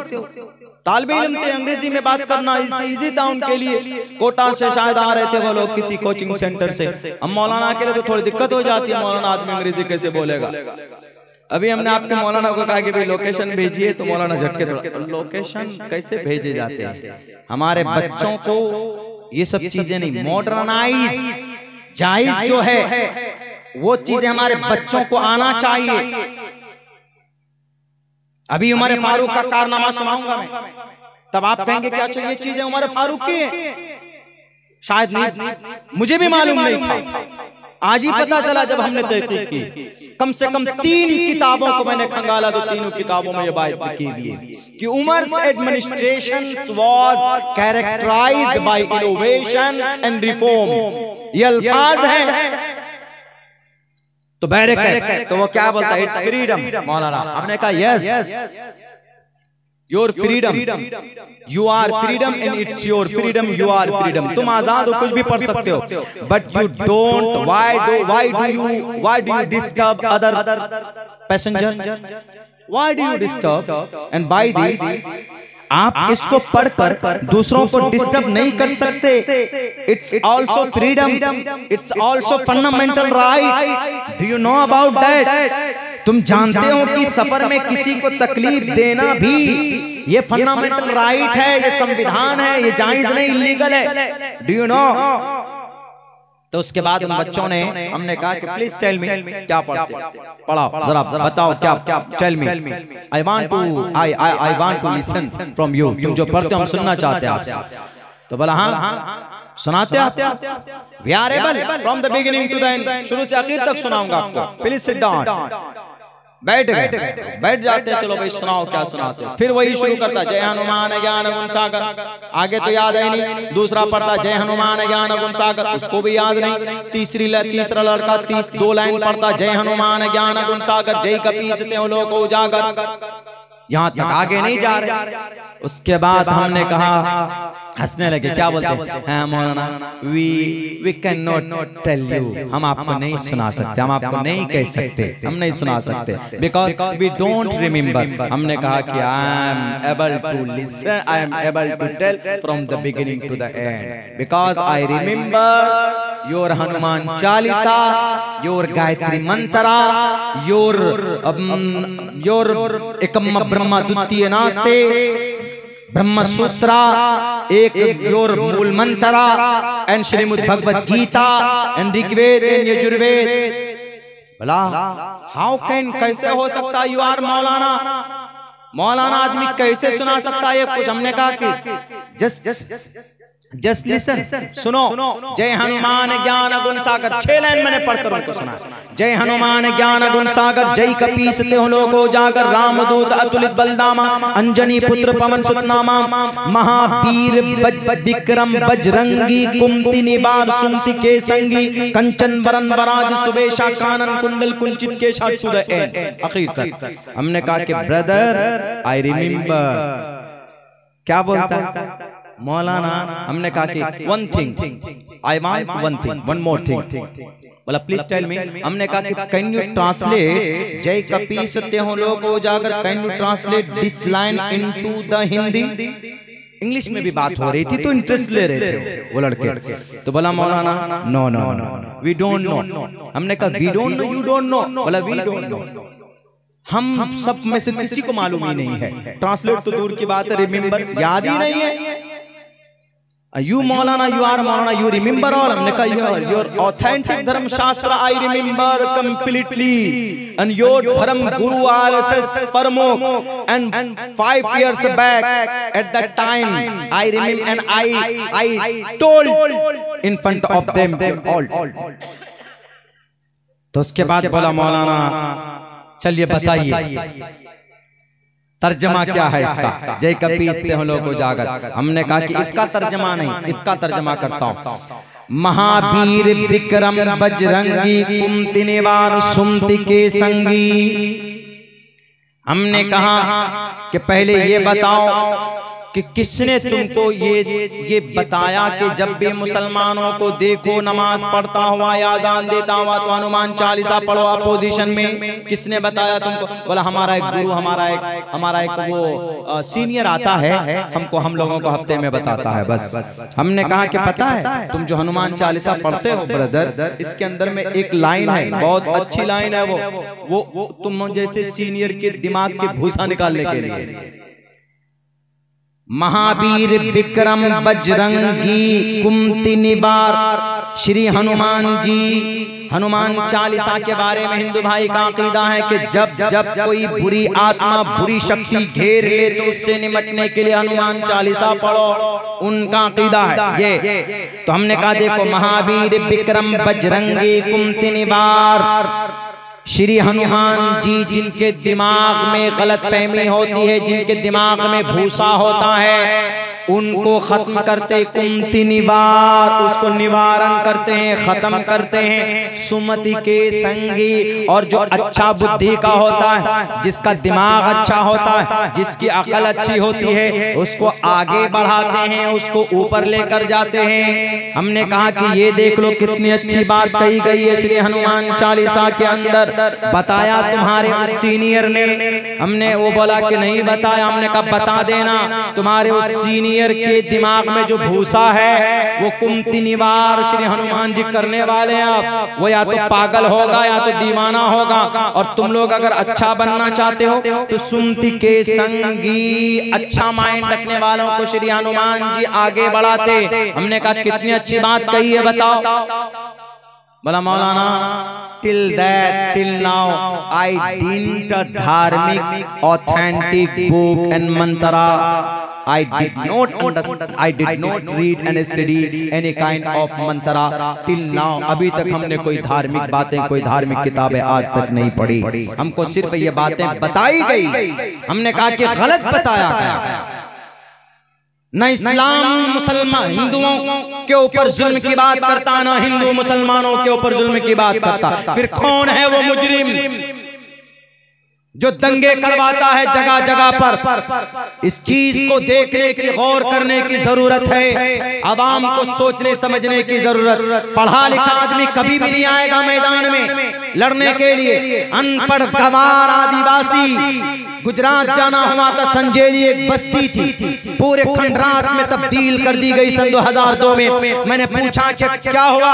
उन्होंने कहा कि मौलाना जो लोग आए थे हमारे घर को जलाने के लिए, उनमें से सारे के सारे जानवर के तरह थे, जानवर के तरह। वो बोला कुछ नहीं जानते थे वो, हमें कुछ नहीं, मर्द है, औरत है, बच्चा है, क्या कुछ नहीं, उनको जलाना और गोली चलाना और तीर से हम लोगों के ऊपर वार करना, यही जानते थे। हमको याद आया, हमने कहा कि इसीलिए कहा है श्री परमेश्वर ने कहा है किताब के अंदर, साफ साफ लफ्जों में कहा है, न गुणम न शैलम न ज्ञानम न गुणेन धर्मा भुवे भार भूता के मृत्यु के मर्गाश चरंती। जिसके अंदर न गुण हो, जिसके अंदर न तालीम हो, जिसके अंदर न समझ हो, वो इस दुनिया के अंदर ऐसे है जैसे एक जानवर की जिंदगी गुजार रहा हो।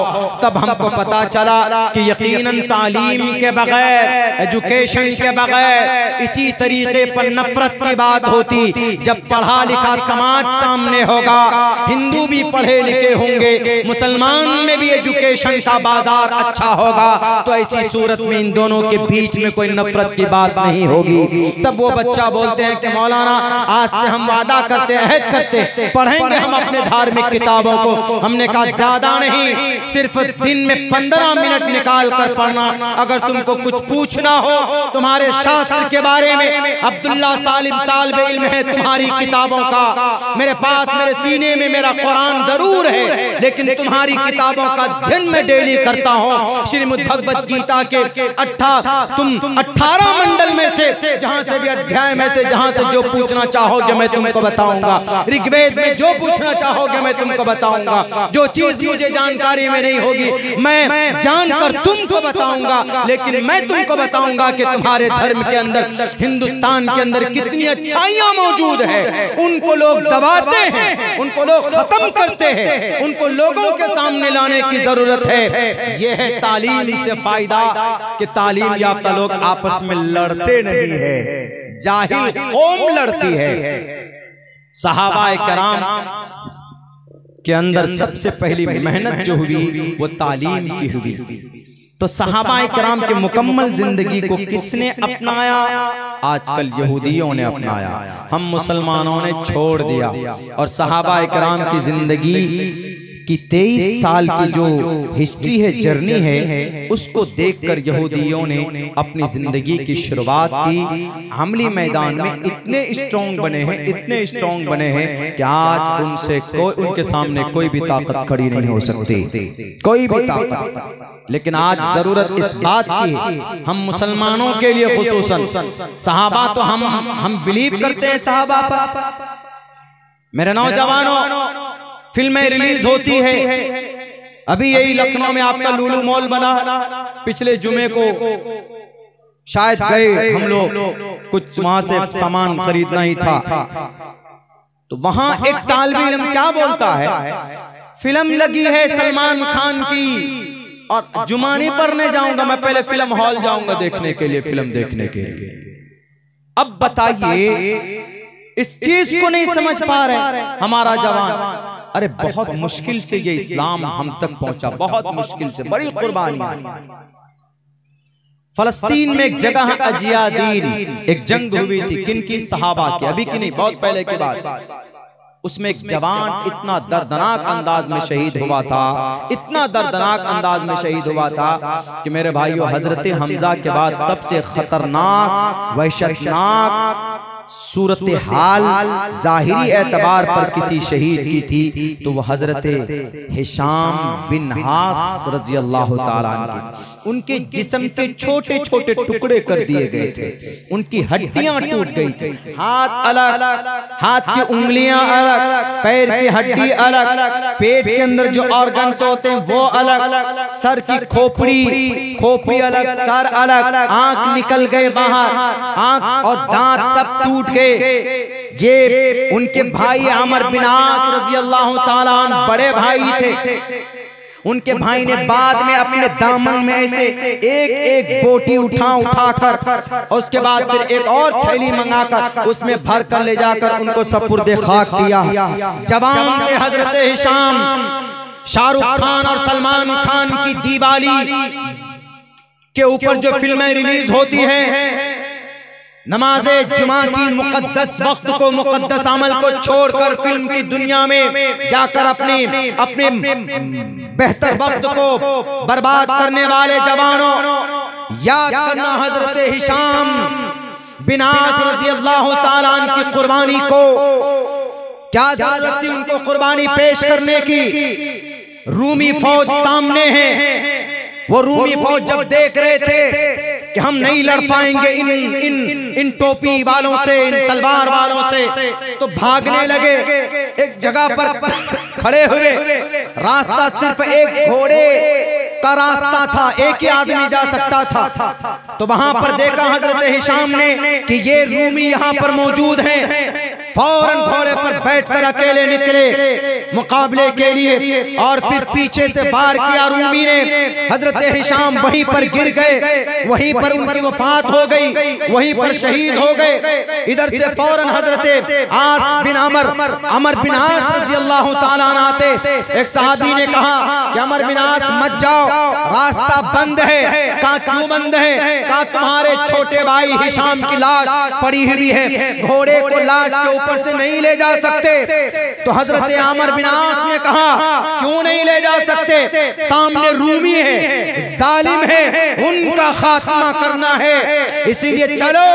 सहाबा ने कहा मत जाइए, आपके भाई की लाश पड़ी हुई, पहले उसको उठाइए। कहा कि लाश फंसी हुई, उस लाश को निकाल नहीं सकते। हजरत अमर बिन आस ने कहा कि कोई बात नहीं है, अमर बिन आस की रूह आला इल्लियीन में जा चुकी, हिशाम बिन आस की रूह शहीद हो गए, पहुंच गए अल्लाह के पास। ये सिर्फ उनका जिस्म है, उनके ऊपर से घोड़े दौड़ा दो, लेकिन दुश्मन को कभी कामयाब होने के लिए मत देना।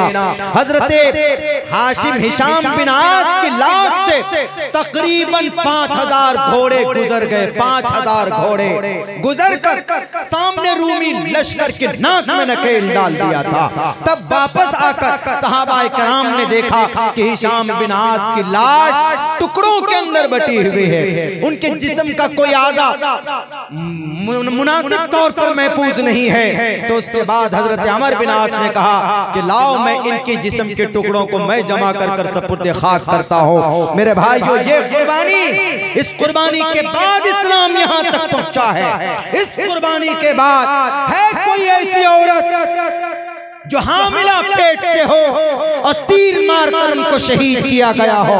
ये इस्लाम के प्लेटफॉर्म पर कोई नहीं। अल्लाह के नबी की बड़ी बेटी ज़ैनब रज़ी अल्लाह ताला अन्हा थी। जब ज़ैनब जा रही थी, इनके शौहर अबुल आस ने कहा था कि ज़ैनब जाओ, तुम्हारे अब्बा मदीना चले गए, तुम यहाँ रह करके क्या करोगी? हजरत ज़ैनब निकली। अल्लाह के नबी की बनात में, अल्लाह के नबी की बेटियों में सबसे बड़ी बेटी थी, हामिला थी, हमल से थी, पेट में बच्चे थे, कई महीने की उम्मीद से थी। फौरन निकलते हैं तो एक जालिम, एक फासिक, एक मलऊन हिबार बिन अस्वद पीछे हो जाता है और फिर उनको तीर से हमला करता है। दूसरी रिवायत में कहा गया है कि उनको धक्का दिया गया, पत्थर पर गिरी, पेट का हिस्सा पत्थर पे लगा और फिर खून बहना शुरू हो गया, बच्चे का पेट में इंतकाल हो गया और फिर उसी बीमारी में हजरत ज़ैनब रज़ी अल्लाह ताला अन्हा इस दुनिया से चली गई, शहीद हो गई, वफात पा गई। है कोई कुर्बानी देने वाली औरत? इस्लाम को मिटाने वालों, इतनी आसानी से नहीं मिटा सकते तुम। जहां तक जमीन का हिस्सा है वहां तक सहाबाए किराम का खून पहुंचा हुआ है, तुम मिट जाओगे। लेकिन इस्लाम के मानने वाले, शरीयत को मिटाने वाले, तुम कभी नहीं शरीयत को मिटा सकते, तुम ईमान को नहीं खत्म कर सकते, तुम मोमिन पर जुल्म कर सकते हो, तुम मुस्लिम पर ज़दो-क़ौफ़ कर सकते हो, लेकिन इस्लाम को तुम नहीं मिटा सकते। इसलिए कि ये कुर्बानियां शामिल है, ये मेहनत शामिल है और ये बर्दाश्त, जुल्म को बर्दाश्त करना 13 साल तक बर्दाश्त किया। तारीख की बहुत बड़ी किताब सीरत इब्न हिशाम है, उनसे भी बड़ी किताब तारीख तबरानी है, उनसे भी बड़ी किताब तारीख नबवी है, उनसे भी बड़ी किताब अल बिदाया वन निहाया। पढ़िए अल्लाह के नबी के ताइफ के वाक़े। हम लोग तो ताइफ के वाक़े ऐसा जानते हैं कि कुफ़ा मुशरिकीन मक्का ने आकर आपको पथराव किया, आपके सर से खून बहा, नाले में आप एक जगह बैठ गए। नहीं, बल्कि इन सारी तारीख की किताब में हवाले से मौलाना शिबली नोमानी रहमतुल्लाहि अलैह ने नकल किया है। आप पढ़ेंगे तो आपके खुद के आंसू आएंगे कि जब अल्लाह के नबी मक्का से ताइफ पहुंचे, 10 सरदार 10 कबीले थे, गए एक कबीले के पास कि मैं आपके पास आया हूं, क़ुलू ला इलाहा इल्लल्लाह तुफ्लिहू, पढ़ लीजिए कामयाब हो जाएंगे आप इसको। तो वो कहता था निकल जाओ हमारे घर से, नहीं तो बहुत बुरा हश्र होगा। किसी ने भी आपकी दिलजोई नहीं की, किसी ने भी प्यार से बात नहीं किया, किसी ने भी इज्जत नहीं दी। अल्लाह के नबी अलैहिस्सलाम को 10 सरदार ने पागल शराबी नौजवानों को कहा कि जाओ मोहम्मद पर पथराव करो। कहां पथराव करते थे? मौलाना शिबली नोमानी लिखते हैं अल बिदाया वन निहाया में ये तफसील मौजूद है, पढ़ सकते हैं, जिनको पढ़ना हो सीरत इब्न हिशाम में भी पढ़ सकते हैं। उन्होंने लिखा है कि अल्लाह के नबी को 2 जगह पत्थर मारा जाता था, 2 जगह, एक सर पर मारा जाता था, एक पैर पर मारा जाता था, कि 2 जगह पर पथराव किए जाते ताकि सर पर मारे तो सर फटे, खून निकले तो बेहोश होकर गिर जाएंगे। लेकिन उनको यह भी था कि मोहम्मद इब्न अब्दुल्लाह है, दिखने में यंग नौजवान। आजकल हमारे नौजवानों को थोड़ा 6 पैक आ जाए तो एकदम बिल्कुल बॉडी फुला के चलते, पूरी दुनिया को दिखा के 6 pack. Salman Khan look like Salman Khan, look like Hrithik Roshan. कभी नियत नहीं होती कि बॉडी बनाऊंगा, कभी मोमिन बनूंगा। अल्लाह के नबी ने कहा है कि भाई कभी मोमिन ज़ईफ मोमिन से ज्यादा बेहतर होता, कभी भी नियत अच्छी नहीं होती। मौलाना इसलिए बॉडी फिल्टर बॉडी एक्सरसाइज कर रहा हूँ कि मैं 6 पैक बनाना चाहता हूँ, सलमान खान की तरह दिखना चाहता हूँ। क्या हो गया सलमान खान? क्या मरने के बाद में फरिश्ते के सामने में 6 पैक लेकर खड़ा होगा? बंदर की तरह लाल कर दिया जाएगा मार मार कर। इन सब को वहां पता चल जाएगा इन लोगों को कि कितने पठान बनाए, कितने खान थे तुम, कितने जवान थे तुम। वहां पता चल जाएगा अल्लाह के मैदान में, अल्लाह के सामने। वहां कौन होंगे कामयाब? वही होंगे कामयाब जो अल्लाह का महबूब बंदा होगा, जिन्होंने पाबंदी से नमाज पढ़नी। ये लिबरल लोग, ये फसादी, ये जवानों को तबाह करने वाले। क्या फिल्में बनाई जाती है तो सारी खोखली बातें नहीं होती। उड़ रहे हैं हेलीकॉप्टर से होकर नीचे आ गए, पता चला बीएसएफ का कमाल। वो क्या बीएसएफ क्या बोलते हैं उसको, कोई एडिटिंग की कोई वो है, सिस्टम है, टेक्नोलॉजी है, कुछ बीएफएक्स। हाँ बहुत अच्छा है। तो बीएफएक्स एक घर में सब शूट हो रहा है, पता चला कि क्या क्या ट्रेन दिखा रहे हैं, ट्रेन पर से कूद रहे हैं, सब कुछ, सारी चीजें डुप्लीकेट। वो इंटरव्यू आया था ना, वो किसका, सबसे बड़ा लंबा एक्टर कौन, बच्चन साहब। उन्होंने कहा कि आप कब तक फिल्म बनाएंगे? तो उन्होंने कहा कि जब तक इस देश की आवाम बेवकूफ बनती रहेगी तब तक बनाएंगे फिल्म। बहुत पुराना शायद इंटरव्यू है उनका, हमने पढ़ा था कहीं भी किसी अखबार में, वो लाइन हमको भी याद। वही चीज अल्लाह के नबी अलैहिस्सलातु वस्सलाम जवान लगा दिया जाता, 2 जगह पत्थर मारा जाता। आज हम लोग इस्लाम के लिए, ईमान के लिए कोई तकलीफ बर्दाश्त करते हैं? नहीं करते।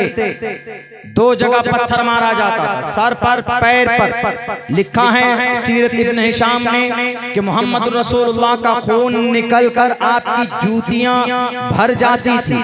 तो अल्लाह के नबी थोड़े बेहोश होते, चक्कर आने लगता, तो आपके साथ आपका खादिम ज़ैद बिन हारिसा थे, तो वो आपको बिठाते, पकड़कर बिठा देते, कुछ देर बैठते, और वो जालिम, वो फासिक, वो शराबी, वो मलऊन, वो मनहूस, लानहुल्लाहु अलैहिम अल्फ अल्फ मर्रात, वो जालिम वो बैठ जाते। वो लोग भागते नहीं कि चलो नबी बेहोश हो रहे हैं, नबी को दर्द हो रहा है तो छोड़ दो, नहीं, बैठ जाते। उसके बाद फिर कुछ देर के बाद पानी पिलाया जाता, अल्लाह के नबी पानी मांगते तो पानी दिया जाता। तो उसके बाद फिर कहते थे हजरत ज़ैद से कि चलो अब मुझे उठाओ। ये बाजू पकड़कर अल्लाह के नबी को उठाया जाता, अल्लाह के नबी चलते कुछ दूर, फिर ये लोग पत्थर फेंकना शुरू करते। मुस्तकिल कई मर्तबा ऐसा होता रहा, ऐसा होता रहा। लेकिन जब देखा कि पत्थरबाजी हद से ज्यादा हो रही है, ताइफ के उन औबाश उन फितना परवर लोगों की जालिमों के, तो अल्लाह के नबी अलैहिस्सलाम ज़ैद से कहते हैं कि ज़ैद मेरे सामने आओ। तो हजरत ज़ैद बिन हारिसा आते हैं, तो एक पत्थर जोर से उनके सर पर लगता है तो सर फट जाता है, वहीं गिर जाते हैं बेहोश होकर। तो अल्लाह के नबी देखते हैं कि अब यहाँ से मेरे साथ कोई नहीं है, तो एक दरख्त को ऐसे पकड़कर जैसे पकड़कर नीचे खिसकते हुए बैठ जाते हैं। अल्लाह के नबी बैठकर टेक लगाते, तब दुआ करते हैं अल्लाहुम्मा इन्नी अश्कू बसी, ए अल्लाह मैं अपनी बेबसी की शिकायत आपसे करता हूँ। ए अल्लाह मुझे जरा बता क्या गुनाह है मुझ मेरा, क्या मैंने इनसे कुछ पूछने के लिए, सामान लेने मांगने के लिए गया, क्या मैंने इनसे कुछ उजरत तलब की? ए अल्लाह मैंने तो इनसे कुछ नहीं पूछा, सिर्फ इनको इनकी दिशा बताने की कोशिश की कि उस अल्लाह की इबादत करो जिसने तुमको मनी के नापाक कतरे से पैदा किया। ए अल्लाह मेरा क्या गुनाह है, क्या जुर्म है? ए अल्लाह अल्लाहुम्मा हदी कौमी फइन्नहुम ला यअलमून, ए अल्लाह इस कौम को बख्श दे। ए दुनिया वालों, नबी पर एतराज करने वालों, लाओ ऐसा नबी, लाओ ऐसा महान व्यक्ति जो जख्मी होकर भी अपने दुश्मनों की हिदायत के लिए दुआएं कर रहा है। आज किसी को ताकत आती है तो बुलडोजर चलाता है, किसी के पास ताकत आ जाती है तो नाजायज तरीके पर जनाब अपनी ताकत का इस्तेमाल करता है, गरीबों पर अत्याचार जुल्म-ज़्यादती करता है। हमारे नबी के कब्ज़े कुदरत में कौन? जिब्राइल अमीन था। जिब्राइल आकर कहते हैं कि अल्लाह के नबी आप बोलो तो सही, आप इशारा कर दो, अल्लाह की तरफ से मुकम्मल आजादी है मुझे, इन ताइफ वालों को पीस दिया जाए दोनों पहाड़ों के बीच में। आज अपने बुलडोजर के ताकत के नशे में चूर दुनिया के जालिम हुक्मरानों अपने सुपर पावर ताकत का लेवल लगाकर गरीबों के ऊपर बम बरसाने वाले यहूदी इस्राइल 5,500 बच्चे मार दिए गए जिनकी उम्र 1 साल से 5 साल की उम्र। हार्वर्ड यूनिवर्सिटी ने उनकी लिस्ट जारी की है। 25,000 टन पिछले 40 दिन के अंदर सिर्फ बरसाया जा चुका है। 25,000 टन बारूद डाला जा चुका है। कहां पर? गजा पट्टी के ऊपर तकरीबन 30 से 40,000 लोग की लाश मिली है। 30,000 लोगों की लाशें और मलबे में तकरीबन 12 से 15,000 लाशें आज भी दबी हुई है। वहां के अध्यक्ष की वहां की अल जजीरा की रिपोर्ट ये है। अल्लाह तबारक व तआला ने हजरत जिब्राइल को भेजा, जाओ मेरे नबी की मदद करो। अल्लाह के नबी से कहते जिब्राइल के अल्लाह के नबी आप इशारा तो कर दीजिए। अल्लाह के नबी से कहा गया, मोहम्मद रसूलुल्लाह ने कहा कि देखो देखो जिब्राइल, ये मेरा खून देखो मेरी जूती में, अगर इसका एक कतरा जमीन पर गिर गया तो अभी यहाँ पर जलजला आ जाएगा, इनको कोई नहीं बचा सकता हलाक होने से, लेकिन मैं गिरने नहीं दूंगा, मैं गिरने नहीं दूंगा और मैं इन पर अजाब नहीं आने दूंगा। क्यों? अल्लाहुम्मा हदी कौमी फइन्नहुम ला यअलमून, ये कौम ऐसी है जो मुझे नहीं जानती है। लेकिन ताकत का नाजायज इस्तेमाल किया नहीं किया। ए जिब्राइल मैं जानता हूँ तेरे अंदर इतनी ताकत है कि आजकल के लाल मुजक्कर का बुलडोजर उनके हवा में उड़ जाए, उनके हवा में। जिब्राइल वो जिब्राइल नीचे पर देकर कौमे लूत की बस्ती को उठाकर एक हाथ से ऐसे उठा करके 7वें आसमान पर लेकर के गए। कहाँ है 7वां आसमान? अगर किसी घर को उठाना हो तो ना मालूम कितने जैक लगाते हैं, किसी भारी भरकम चीज को उठाना हो तो बुलडोजर का इस्तेमाल किया जाता है, घर को भी गिराना हो तो बुलडोजर को इस्तेमाल किया जाता है। लेकिन हमारे नबी की सामने जो फरिश्ता था, अल्लाह ने उनको ये ताकत दी थी और अल्लाह ने कसम खाकर कहा ज़ी कुव्वतिन इंद ज़िल अर्श मकीन, ऐ जिब्राइल तुझसे बड़ा ताकतवर कोई नहीं है इस धरती में इंसानी और रूहानी मखलूकात में कोई इतना बड़ा ताकतवर नहीं हुआ, तू ही ताकतवर है। लेकिन जा मेरे नबी की, मेरे महबूब की मदद तो कर। जिब्राइल ने आकर कहा, अल्लाह के नबी ने कहा कि जिब्राइल अल्लाह रब्बुल आलमीन है, मैं इस धरती वालों के लिए रहमतुल लिल आलमीन। अल्लाह के नबी अलैहिस्सलातु वस्सलाम ने बिल्कुल इजाजत नहीं दी थी। तब जाकर मेरे भाइयों ये इस्लाम हम तक आया, हम तक पहुंचा। आज कितने मुसलमान ऐसे हैं जो नमाज पढ़ते हैं? बिल्कुल नहीं पढ़ते। अजान हो रही है, कल देख लीजिएगा, कल मेरी बात याद आएगी उन लोगों को जो टीवी के सामने बैठकर अजान हो रही हो, जनाब वर्ल्ड कप देखेंगे, ये छक्का पहले देख लो, ये ओवरऑल देख लो, मोहम्मद समी की गेंद देख लो। ठीक है, समी के अंदर एक हुनर है, एक क्वालिटी है, उनकी मेहनत है, लेकिन उनको देखकर हर वो काम जिससे अहकाम शरिया के अमल पर कमी आ जाए तो उस काम, भले ही वो जायज काम है, वो काम भी नाजायज हो जाता है। आप 12 बजे से लगा देंगे टीवी, मैच देखेंगे, जायज नहीं है। आप नमाज के वक्त नमाज पढ़िए, आपके पास फालतू टाइम है। मैं तो बिल्कुल भी टीवी की इजाजत नहीं दूंगा। बहुत सारे अनाप शनाप ऐड आते हैं और उनमें से 380 पर्चा तो सिर्फ इसराइल का, 380 पर्चा इसराइल। क्या हमारे सहाबाए किराम की जमात में ऐसा कोई रोल मॉडल नहीं है कि आज अगर हम उस पर अमल करें तो कामयाब हैं? एक वाकया और सुनाता हूं। मौलाना कासिम नानोतवी रहमतुल्लाह अलैह, जिन्होंने दारुल देवबंद की बुनियाद डाली, कितने बड़े आलिम थे, बहुत बड़े, बहुत पतले थे, 49 साल की उम्र भी, ज्यादा उम्र नहीं भी इनकी, 49 साल, एक कम 50 साल उम्र भी, बहुत पतले और बहुत सिंपल रहते थे, बहुत कपड़े भी कोई हाई फाई नहीं पहनते थे, इसे पढ़ने में बड़े ज़हीन थे, बहुत सही। किनके मदरसे में पढ़कर कहाँ पढ़े? अरबी मदरसा। ये मदरसा दिल्ली के अंदर था जो अंग्रेज की निगरानी में चल रहा था। 2 तालिबे इल्म थे, कौन? मौलाना अब्दुल रशीद गंगोई, मौलाना कासिम नानोतवी पढ़ते। मैथ में बहुत ज्यादा हाई फाई था, मैथ, हिसाब, उर्दू में हिसाब बोलते हैं, इंग्लिश में मैथ बोल देते, मैथमेटिक्स के अंदर एक्सपर्ट। पूरे मदरसे में इनका आखिरी टाइम आया, 5 साल पढ़े वहां पे। इनका जब आखिरी वक्त आया तो आने के बाद में एक कोई इस तरह का मसला सामने आ गया मदरसे में, कोई एक मैथ का ऐसा सवाल आया कि अब कोई उसको लिख ही नहीं पा रहे, सॉल्व नहीं कर पा रहे, क्या किया जाए? पूरे मदरसे में चक्कर काटे, मौलाना कासिम नानोतवी के पास भी आया। मेरे ख्याल से 5 से 6 मिनट के अंदर अंदर पूरे को सॉल्व कर दिया, उसका क्लियरिफिकेशन करके भेज दिया ऑफिस में। पता चला, नाम हो जाता है ना, क्या रे एक तालिबे इल्म है कासिम नाम करके, नानोता का है, 5 मिनट में सॉल्व कर दिया मैथ का सवाल। मौलाना कासिम नानोतवी बहुत बड़े फलसफी थे, बहुत बड़े फलसफे के माहिर थे, मैथ के भी, हिसाब के भी। मौलाना इस चीज को देखकर अंग्रेज ने कहा, he is a very genius person,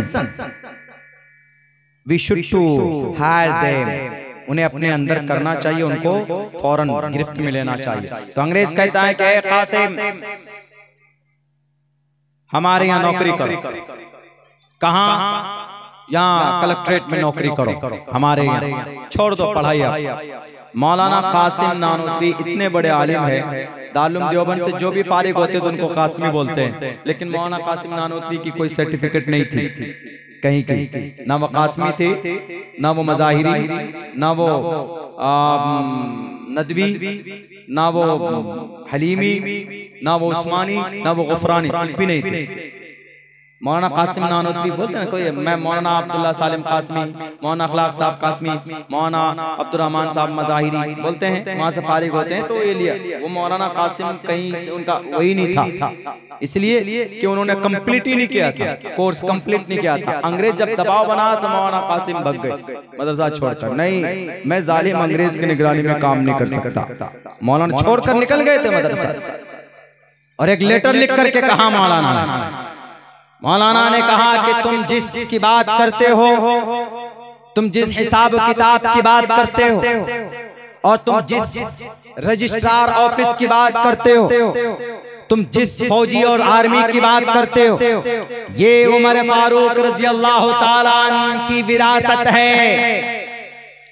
ये अंग्रेज से तुम्हारी पैदा की भी चीज नहीं है, ये हमारे पूर्वज ने सैकड़ों साल पहले इनको इजाद करके छोड़ दिया। आज आपके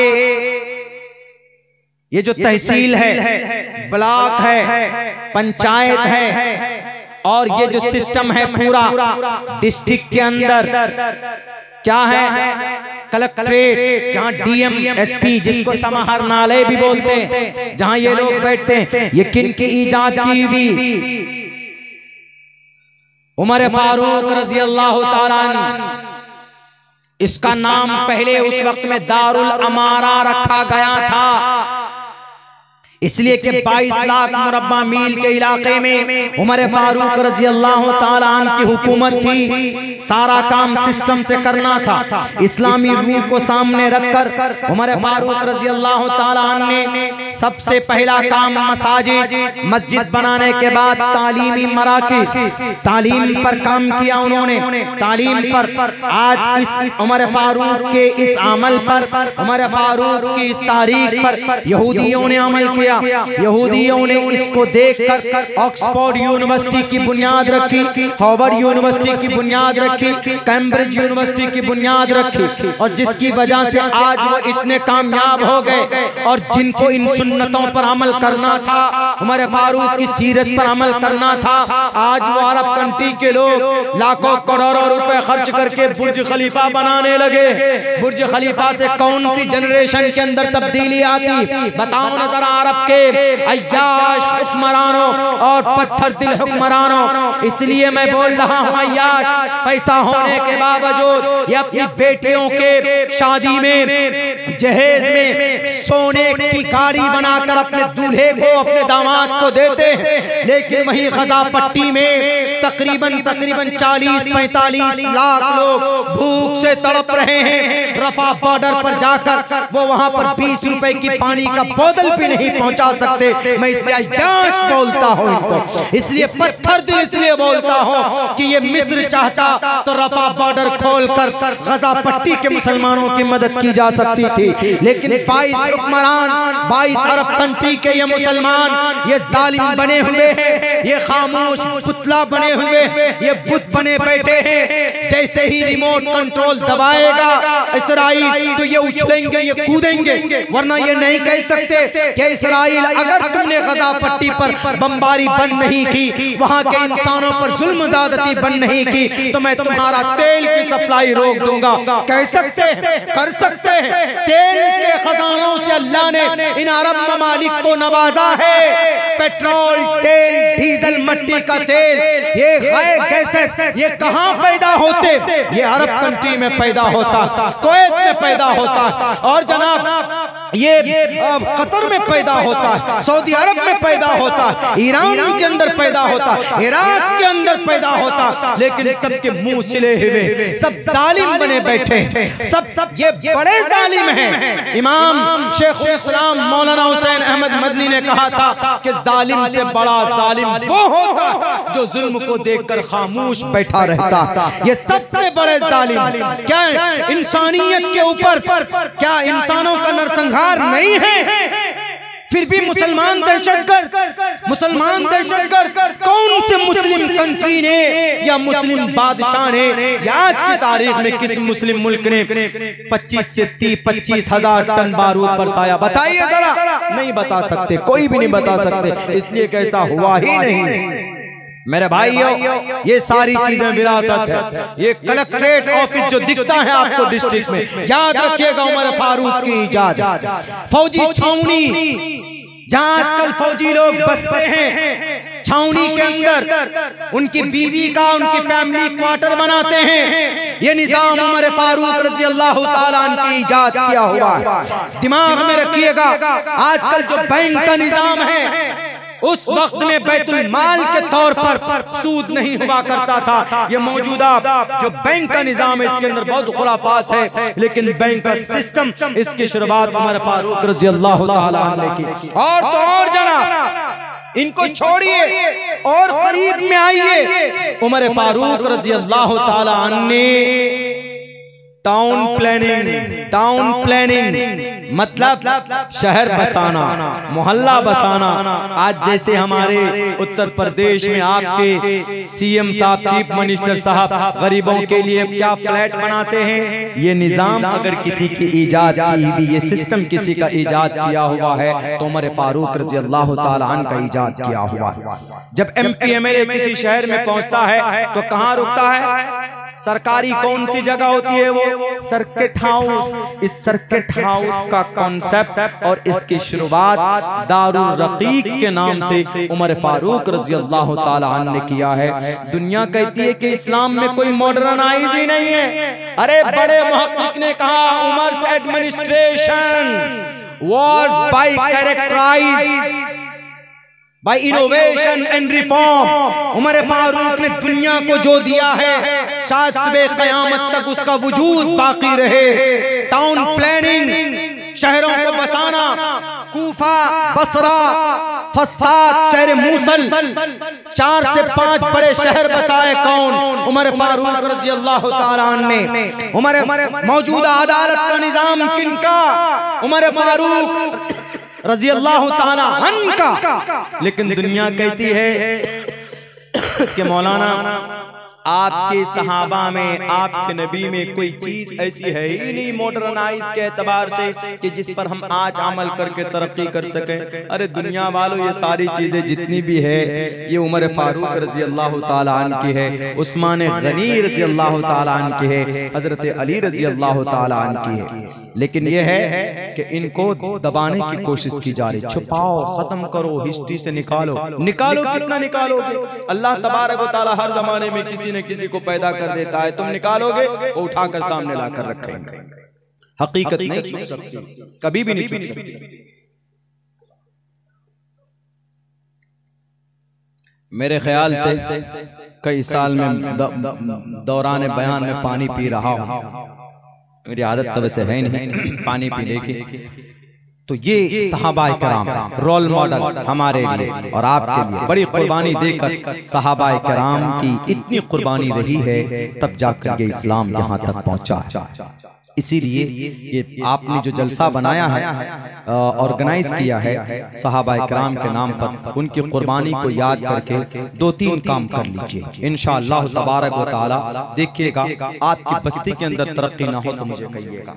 अच्छा, एक फार्मूला और ये बता दूं कि ये यहूदी लोग इतने ताकतवर कैसे हो गए। 3 बातों पर उन्होंने अमल किया है, वो तीनों बातें इस्लाम में पाई जाती है सहाबाए किराम की जिंदगी में। वो 3 बातें क्या है? एक तालीम, इक़रा पर अमल, तालीम पर अमल। हमारे बच्चे तालीम याफ्ता कम है।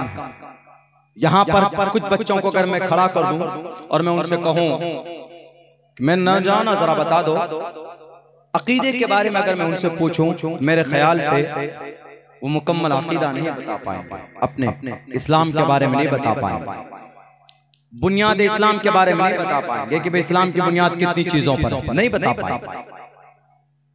अगर मैं उनसे पूछूं सूरह फातिहा पढ़ो, नहीं बता सकता। वो चलिए दुनियावी एतबार से मैं उनसे पूछूं कि भारत का फंडामेंटल क्या है, भारत के अंदर कितने आर्टिकल्स हैं, जिसके अंदर में हमारे लिए कितने फंडामेंटल है, फंडामेंटल राइट्स क्या क्या हमारे, आर्टिकल नंबर कितने से कितने तक में फंडामेंटल राइट्स बयान किए गए, नहीं बता सके। हमारे पढ़े लिखे भी नहीं बता सकेंगे, उनको भी सरोकार नहीं होता। इसीलिए अगर दुनिया को मुट्ठी में करना है तो जैसे गुलाम और मकहूर ऐसे ही नहीं, यहूदी इतने मकहूर है कि अल्लाह ने कुरान में बयान किया है मग़ज़ूब अलैहिम, ये मग़ज़ूब कौम है जिस पर अल्लाह का गज़ब नाजिल हुआ, ये वो कौम है। लेकिन आज वो कौम दंदना रही है, आज वो कौम ताकतवर है, आज वो कौम आपको गुलाम बना चुकी है, वो कौम आज दुनिया में हुकूमत कर रही है। 380 प्रोडक्ट उसी कौम के हम यूज करते हैं। नोकिया मोबाइल यूज करते हो, मेड इन यहूदी, आईफोन यूज करते हो, मेड इन यहूदी, और जनाब मोटरोला यूज करते हैं, मेड इन यहूदी, पिज्जा बर्गर खाते हैं, मेड इन यहूदी, KFC ब्रांड लेते हैं, मैकडोनल्ड लेते हैं, किसका, मेड इन यहूदी। सारे यहूदी लाइफ बॉय साबुन इस्तेमाल करते हैं, मेड इन यहूदी। लक्स साबुन इस्तेमाल करते हैं, मेड इन यहूदी। आखिर क्या है इन यहूदियों ने जो कब्जा हुआ? ये छोड़ो, डॉक्टर के पास जाते हैं, डॉक्टर का जो सैंपल होता है वो भी मेड इन यहूदी सैंपल। उसमें देखेंगे एक डंडा है, ऐसे करके रस्सी है, वो डंडा नहीं है, वो आसा है, मुबारक है हजरत मूसा का, वो आसा है जो हजरत मूसा को अल्लाह तबारक व तआला ने अता फरमाया था। और वही डंडा जब मारते थे तो अज़दहा बन जाता था। उसकी दो शक्ल पेश की गई, डंडा है और रैप किया हुआ है वो रस्सी के तरह। ये यहूदी हर तरफ से यहूदी। और डॉक्टरेट की दुनिया में दवाई मेडिसिन सबसे ज्यादा कहां से आती है? यहूदी से। हर तरफ से यहूदी। दुनिया के हैकिंग निजाम में, टेक्नोलॉजी में हैकर सबसे बड़ा हैकर, हैकिंग सिस्टम किसके पास? यहूदी के पास। हर चीज में यहूदी आ गया। तो आखिर क्या है ऐसी, कौन सा तरीका, कौन सी तरतीब ऐसी है यहूदी के पास जो इतने ताकतवर बने? तीन चीज। एक, तालीम पर मेहनत की उन्होंने। तालीम पर यहूदी कैसे मेहनत करते हैं अपने बच्चों पे, ये तरीका मैं बहुत बार बता चुका हूँ। आप सोशल मीडिया पे भी जाके देख सकते हैं। वो बचपन से ही अपने बच्चों पर, माँ के पेट से ही उस पर मेहनत शुरू करते हैं। तो तालीम, और ये तालीम किनका पैगाम है? अल्लाह का पैगाम है। अल्लाह के नबी को सबसे पहले, ए नबी पढ़िए, इक़रा, पढ़ो।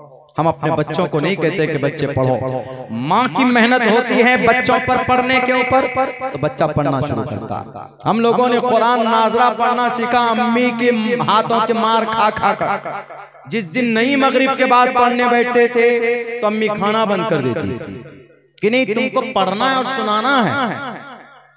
ऐसा लगता था कि जैसे पता नहीं किस कैद खाने में आ गए। डेली मगरिब की नमाज के लिए अजान होती थी, अम्मी कहते थे सालीम वजू करो, पढ़ने बैठो किताब लेके। बस पूरा दिन ठीक रहता था, शाम आया कि बस गमजदा हो जाते थे, क्यों पढ़ना पड़ेगा, मार खाना पड़ेगा। अम्मी मारती थी, तंबी के तौर पर आहिस्ते आहिस्ते थप्पड़ लेकर पढ़ो। जिस दिन नई सबक सुनाते मगरिब के बाद, ये सबसे बड़ा मदरसा था हमारा। अम्मी की मेहनत की वजह से हाफिज कुरान बने, उन्हीं की मेहनत की दुआओं से आलिम दीन बने, उन्हीं की मेहनत के नतीजे में हमने PhD के अरबी में, उन्हीं की मेहनत के नतीजे में हमने डिप्लोमा इन इंग्लिश से किया, कंपैरेटिव स्टडीज का। शायद उन्हीं की दुआओं का नतीजा है कि आज यहाँ तक पहुंचे। बेस रखी जाती बुनियाद हमारी समाज की माएं बैठी हुई। आप कुछ मत दीजिए अपने बच्चों को, कोई बैंक बैलेंस मत दीजिए, कोई सेविंग मत कीजिए। आप अपने बच्चे को पढ़ा दीजिए, उससे बड़ा खजाना, उससे बड़ा सेविंग उसके लिए कुछ नहीं हो सकता। बच्चे को तालीम याफ्ता बना दीजिए। ये काम यहूदी करते हैं। तालीम पर मेहनत की। सबसे ज्यादा तालीम याफ्ता आपको यहूदी मिलेगा, क्रिश्चियन भी नहीं मिलेगा, यहूदी मिलेगा। उसके बाद कौन सा काम किया यहूदियों ने? तिजारत को अपनाया। तिजारत के रास्ते में यहूदी गए, तिजारत में। लेकिन उन्होंने तिजारत में एक चीज और ऐड कर दिया। क्या? इंटरेस्ट, सूद। हालांकि सूद इतना खतरनाक गुनाह है, अल्लाह ने कुरान में वाज़ेह लफ्जों में मना किया है, बल्कि वईद है। हिंदू धर्म के अंदर में तो बाज़ाब्ता मंत्र है। हिंदू धर्म के अंदर तो यूं कहा गया है, क्या? किम ते कीक टेपू गावो नाशिरम दुहंती धर्मम। यजुर्वेद का मंत्र, पहली बार ही हम आपके सामने इस मंत्र को पढ़ रहे हैं। इससे पहले हमने कभी मौका नहीं मिला। किम ते कीक टेपू गावो नाशिरम दुहंती धर्मम। किम ते किरनामंती कीक टेपू गावो नाशिरम दुहंती धर्मम। ए ईश्वर, जितने भी कमजोर लोग हैं उनके धन को मुझे दे दे, और ए ईश्वर सूदखोर की माल से हमें बचा। यानी जो आदमी सूद खाता है उसके माल में बरकत नहीं होती। ये अंग्रेज, ये यहूदी तिजारत पहले शुरू की, इन्होंने तिजारत में सबसे आगे यहूदी।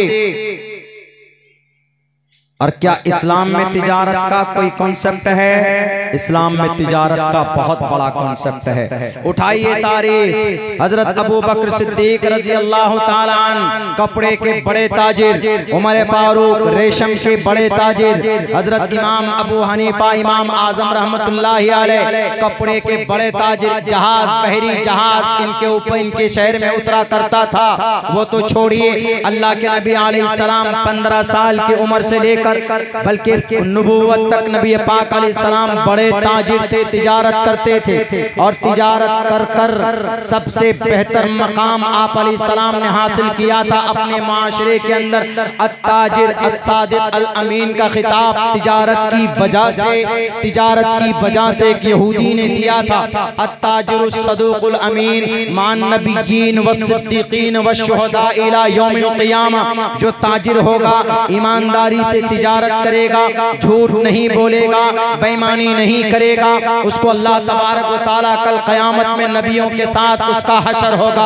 आज हमारा जवान तिजारत करता है? बिल्कुल तिजारत नहीं करता। पढ़कर जॉब हासिल करना चाहता है, लेकिन तिजारत की दुनिया में कदम नहीं रखना चाहता। मेरे नौजवानों, मईशत को मजबूत करना है तो तिजारत की दुनिया में कदम रखो। अरे एक कोका कोला बेचने वाला, कोल्ड ड्रिंक ठेले पर बेचने वाला जब वो अनिल अंबानी बन सकता है, एक आदमी दूध बेचने वाला जब वो मालिया हो सकता है, जब एक आदमी अखबार बेचने वाला वो जब अदानी हो सकता है, एक आदमी चाय बेचने वाला वो देश का प्राइम मिनिस्टर बन सकता है, तो आप तिजारत करके पढ़ लिख कर एक अच्छे महान इंसान क्यों नहीं बन सकते?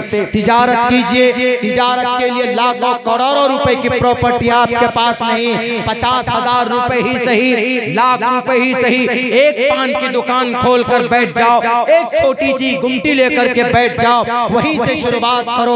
उसके बाद फिर नई नई तरीके पर तिजारत को आगे बढ़ाने की कोशिश करो। मुझे कभी उम्मीद है कि तिजारत सही ढंग से अगर किया जाए तो कभी भी वो इंसान भूखा नहीं मर सकता। इसलिए कि रिज़्क़ के 99 दरवाजे को अल्लाह ने तिजारत से गुजारा है, कारोबार से गुजारा है। यही वजह है कि हजरत दाऊद अलैहिस्सलाम जब बादशाह थे तो उन्होंने बादशाह होने के बाद हुकूमत उनके पास थी, बैतुल माल उनके पास, लाखों करोड़ों रुपए इस्तेमाल कर सकते थे, लेकिन सिर्फ मुआवजा लेते थे। लेकिन एक मौके पर अल्लाह की तरफ से एक शख्स को फरिश्ते की शक्ल, फरिश्ते को एक इंसान की शक्ल में भेजा गया और उन्होंने आकर पूछा, ए दाऊद अलैहिस्सलाम, आप अच्छे हुक्मरान तो हैं, लेकिन आप मुआवजा ना लेकर बैतुल माल से बल्कि अपने हाथ से कोई काम करें, कोई तिजारत को अपनाएं तो आपके लिए ज्यादा बेहतर होगा।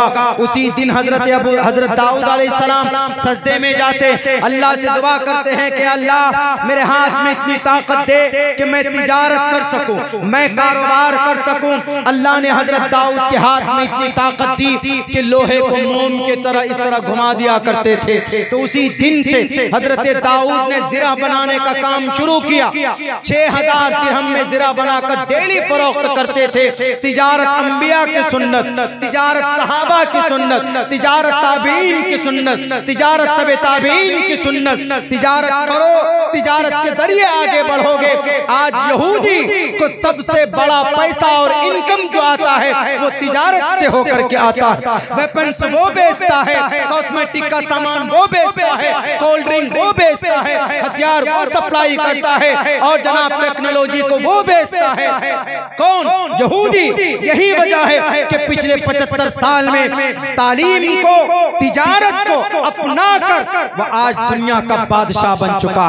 और हम ये सारी चीजें, हमारी शरीयत में ये सारी चीजें होने के बावजूद भी आज ये कौम लूजर की तरफ जा रही है। हम लूजर बन चुके हैं। हमारा जवान नहीं, कुछ नहीं, शराब पिएंगे जी, बस शराब पीना, मौज मस्ती में रहेंगे और जुआ खेलेंगे। मेरे भाई, ये जुए से आपकी बरकत, रिज़्क़ की बरकत खत्म हो जाती और शराब पीने से हमारे नौजवानों की अंदरूनी रूहानी ताकत मर जाती है। आप क्या समझते हैं? जब आप शराब पीते हैं तो सोचते हैं कि बड़ा मजा आ रहा, शराब जैसे ही आपकी जुबान से टच करती है, रूहानी ताकत ईमान की जो होती है वो निकल जाती है। ईमान का रूह निकल जाता है। तब अगर कहा गया है, उलमा ने कहा है कि जब हमारा कोई भी आदमी शराब पीता है, शराब पीने के बाद नशे की हालत में उसकी मौत हो जाए तो हालत कुफ्र में मरेगा। बाज़ उलमा ने ये भी लिखा और ये भी कहा गया कि शराब पीने के बाद अगर कोई किसी बर्तन को टच करता है वो बर्तन नापाक हो जाता है। क्या समझते हैं आप? शराब पी करके हम जनाब अपनी बॉडी फुला लेंगे। बहुत सारे नौजवान तो बियर पीते नहीं जनाब, मौलाना बियर पियेंगे तो हमारा 6 पैक बन जाएगा। पियो, शराब पीकर बनाओ 6 पैक, जब डंडा लगेगा तो 18 पैक बाहर निकल जाएगा उस वक्त। कोई आधार नहीं है इन चीजों कि शराब पी करके रिस्क की बरकत खत्म हो जाएगी। सुअर अगर कोई आदमी खाकर आता है सुअर, तो कितनी खतरनाक, कितना घिनौना काम है सुअर का मांस खाना, उसके मीट को, उसकी गोश्त को खाना नाजायज हराम नजिसुल ऐन है। लेकिन मेरे ख्याल से घर वाला तो उसको 3 दिन के लिए बाहर कर देगा कि जाओ भाई का तुम सुअर खा के आ। लेकिन अल्लाह की तरफ से क्या कहते हैं कि सुअर अगर कोई खाता है नजिसुल ऐन है, हराम है, उसका गोश्त खाने की वजह से उसका गुनाह सिर्फ सुअर खाने वाले पर होता है। अल्लाह के नबी फरमाते हैं जब कोई शराबी शराब पीकर आता है मोहल्ले में तो उस शराबी का वबाल सिर्फ शराबी पर नहीं बल्कि आसपास के 40 घर वालों को उसका वबाल भुगतना पड़ता है। शराब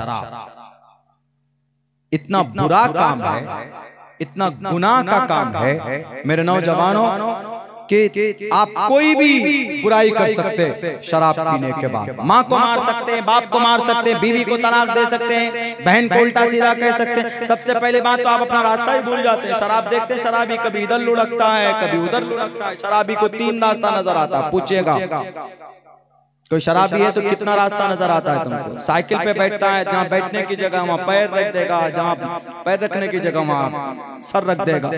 क्यों? उसकी सोचने की कॉमन सेंसिटी जो होती है वो क्रैश हो जाती है, खत्म हो जाती है जब तक नशा ना उतर जाए। वला तशरिबिल खमर फइन्नहा मिफ्ताहु कुल्ली शर्र। अंग्रेज नशावर शराब में, आप चले जाइए गोवा के तरफ, वहां पर भी लोग शराब भी अगर पीते हैं, बियर वगैरह जिसमें बहुत कम नशा, वो भी नाजायज और हराम है। लेकिन हमारे नौजवान तो पी कर वहां पता नहीं क्या क्या, तेरी इसकी उसकी, ये कर दूंगा वो कर दूंगा, डर लगता दूर से ही रास्ता बदल लो नहीं तो कुछ भी मार देगा, फेंक के मार देगा गाड़ी। ऐसा हो जाता है एकदम। बहुत गंदी चीज है, बहुत खराब चीज है। और इस शराब की वजह से आदमी हर उस गुनाह को कर बैठता है जो इंसान का रूह कांपता है। 3 वाकया भी नजरों के सामने हुआ कुछ ही सालों पहले। एक वाकया दिल्ली में निर्भया कांड, उस लड़की के प्राइवेट पार्ट में, हिस्से में, शर्मगाह में उनकी इज्जत लूटने के बाद हाथ डालकर उनके ऑर्गन्स को निकाला था उस जालिम ने, उस बहरूपिये ने। क्या वो सही हालत में था? नहीं, वो शराब पिया हुआ था। फांसी की सजा दी गई, ऐसे लोगों को फांसी मिलनी चाहिए। लेकिन शराब की वजह से वो तो चला गया, एक बच्ची को पर लेकर गया, लेकिन अपनी परिवार को लावारिस छोड़कर चला गया। वो 4 के 4 शराब की गुनाहों की वजह से, शराब की नहूसत की वजह से इतना घटिया कदम उन लोगों ने उठाया। अभी 2 साल पहले डॉक्टर प्रियंका रेड्डी हैदराबाद के अंदर, वो डॉक्टर थी, इंसानों की जान बचा खिदमत करती थी। लेकिन कुछ शराबियों ने देखा कि डॉक्टर है मोहतरमा मैडम, उनके गाड़ी, उनके स्कूटी की हवा निकाल देते और फिर मसीहा बनकर जाते हैं कि मैडम I'll help you, आइए मैं आपकी मदद कर देता हूँ, सर मैं यहाँ से बना कर ला कर देता हूँ, आपके गाड़ी की पंचर हवा डाल कर ला कर देता हूँ। खुद गाड़ी लेकर जाता, वहां से और डबल पंचर पंचर करके ला के देता। मोहतरमा पंचर सही थी, एक काम कीजिए आप गाड़ी यहीं रख दीजिए, हम आपको चलिए आपको ड्रॉप कर देते। उस बच्ची को, उस डॉक्टर को जब अनसेफ महसूस हुआ कि ये लोग कुछ और हैं, इनकी नजरें कुछ और कह रही है, तो उसी वक्त उसको किडनैप किया गया। उन नौजवानों ने, उन शराबियों ने अपने ट्रक में डालकर उसको लेकर जाया गया और जाने के के बाद उसकी इज्जत लूटी गई। इज्जत लूटने के बाद फिर जुल्म ये किया कि गाड़ी से पेट्रोल निकाल कर, पेट्रोल घट गया तो फिर गया बोतल लेकर पेट्रोल पंप से तेल लाकर उस लड़की के सर से पैर तक डालकर उसको जिंदा जलाने की कोशिश की गई। यह है शराब की नहूसत, यह है नशा की गलती, नशा का जुर्म। इसीलिए कहा करता है शरीयत के जरिए से शराब वो चीज है फइन्नहा मिफ्ताहु कुल्ली शर, हर उस गुनाह को आप कर सकते हो आसानी के साथ शराब पीने के बाद जो आप नॉर्मल हालात में नहीं कर सकते। इसलिए नौजवानों, कभी भी शराब के करीब मत जाना। अगर पीते हो अल्लाह के वास्ते दुआ, अल्लाह से तौबा कर लो, अल्लाह तबारक व तआला माफ कर देगा, तुम्हारी तौबा को कबूल फरमाएगा। मेरे भाइयों, मेरे पास आ गया है, टाइम हो चुका है, क्या नाम? अच्छा इधर क्या है?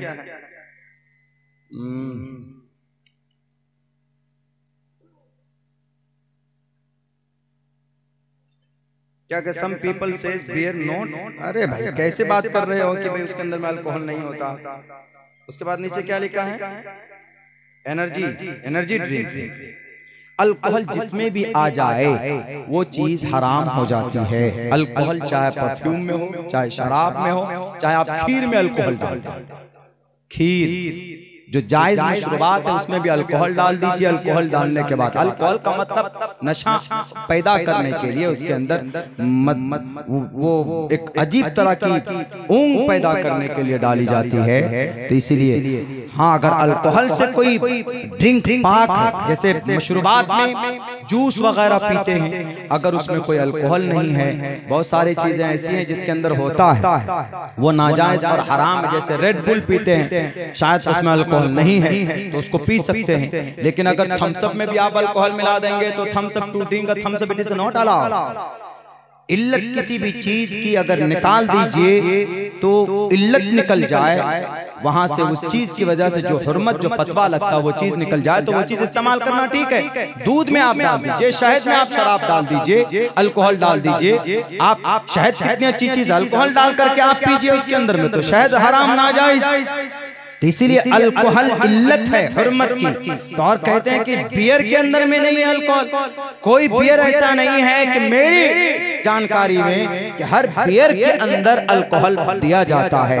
शायद कोई बियर ऐसी हो जिसमें अल्कोहल ना हो, सिर्फ नाम बियर हो, तो एक अलग मसला हो सकता है, तहकीक तलब है। लेकिन अल्कोहल जिसमें भी हो वो हराम है, नाजायज है।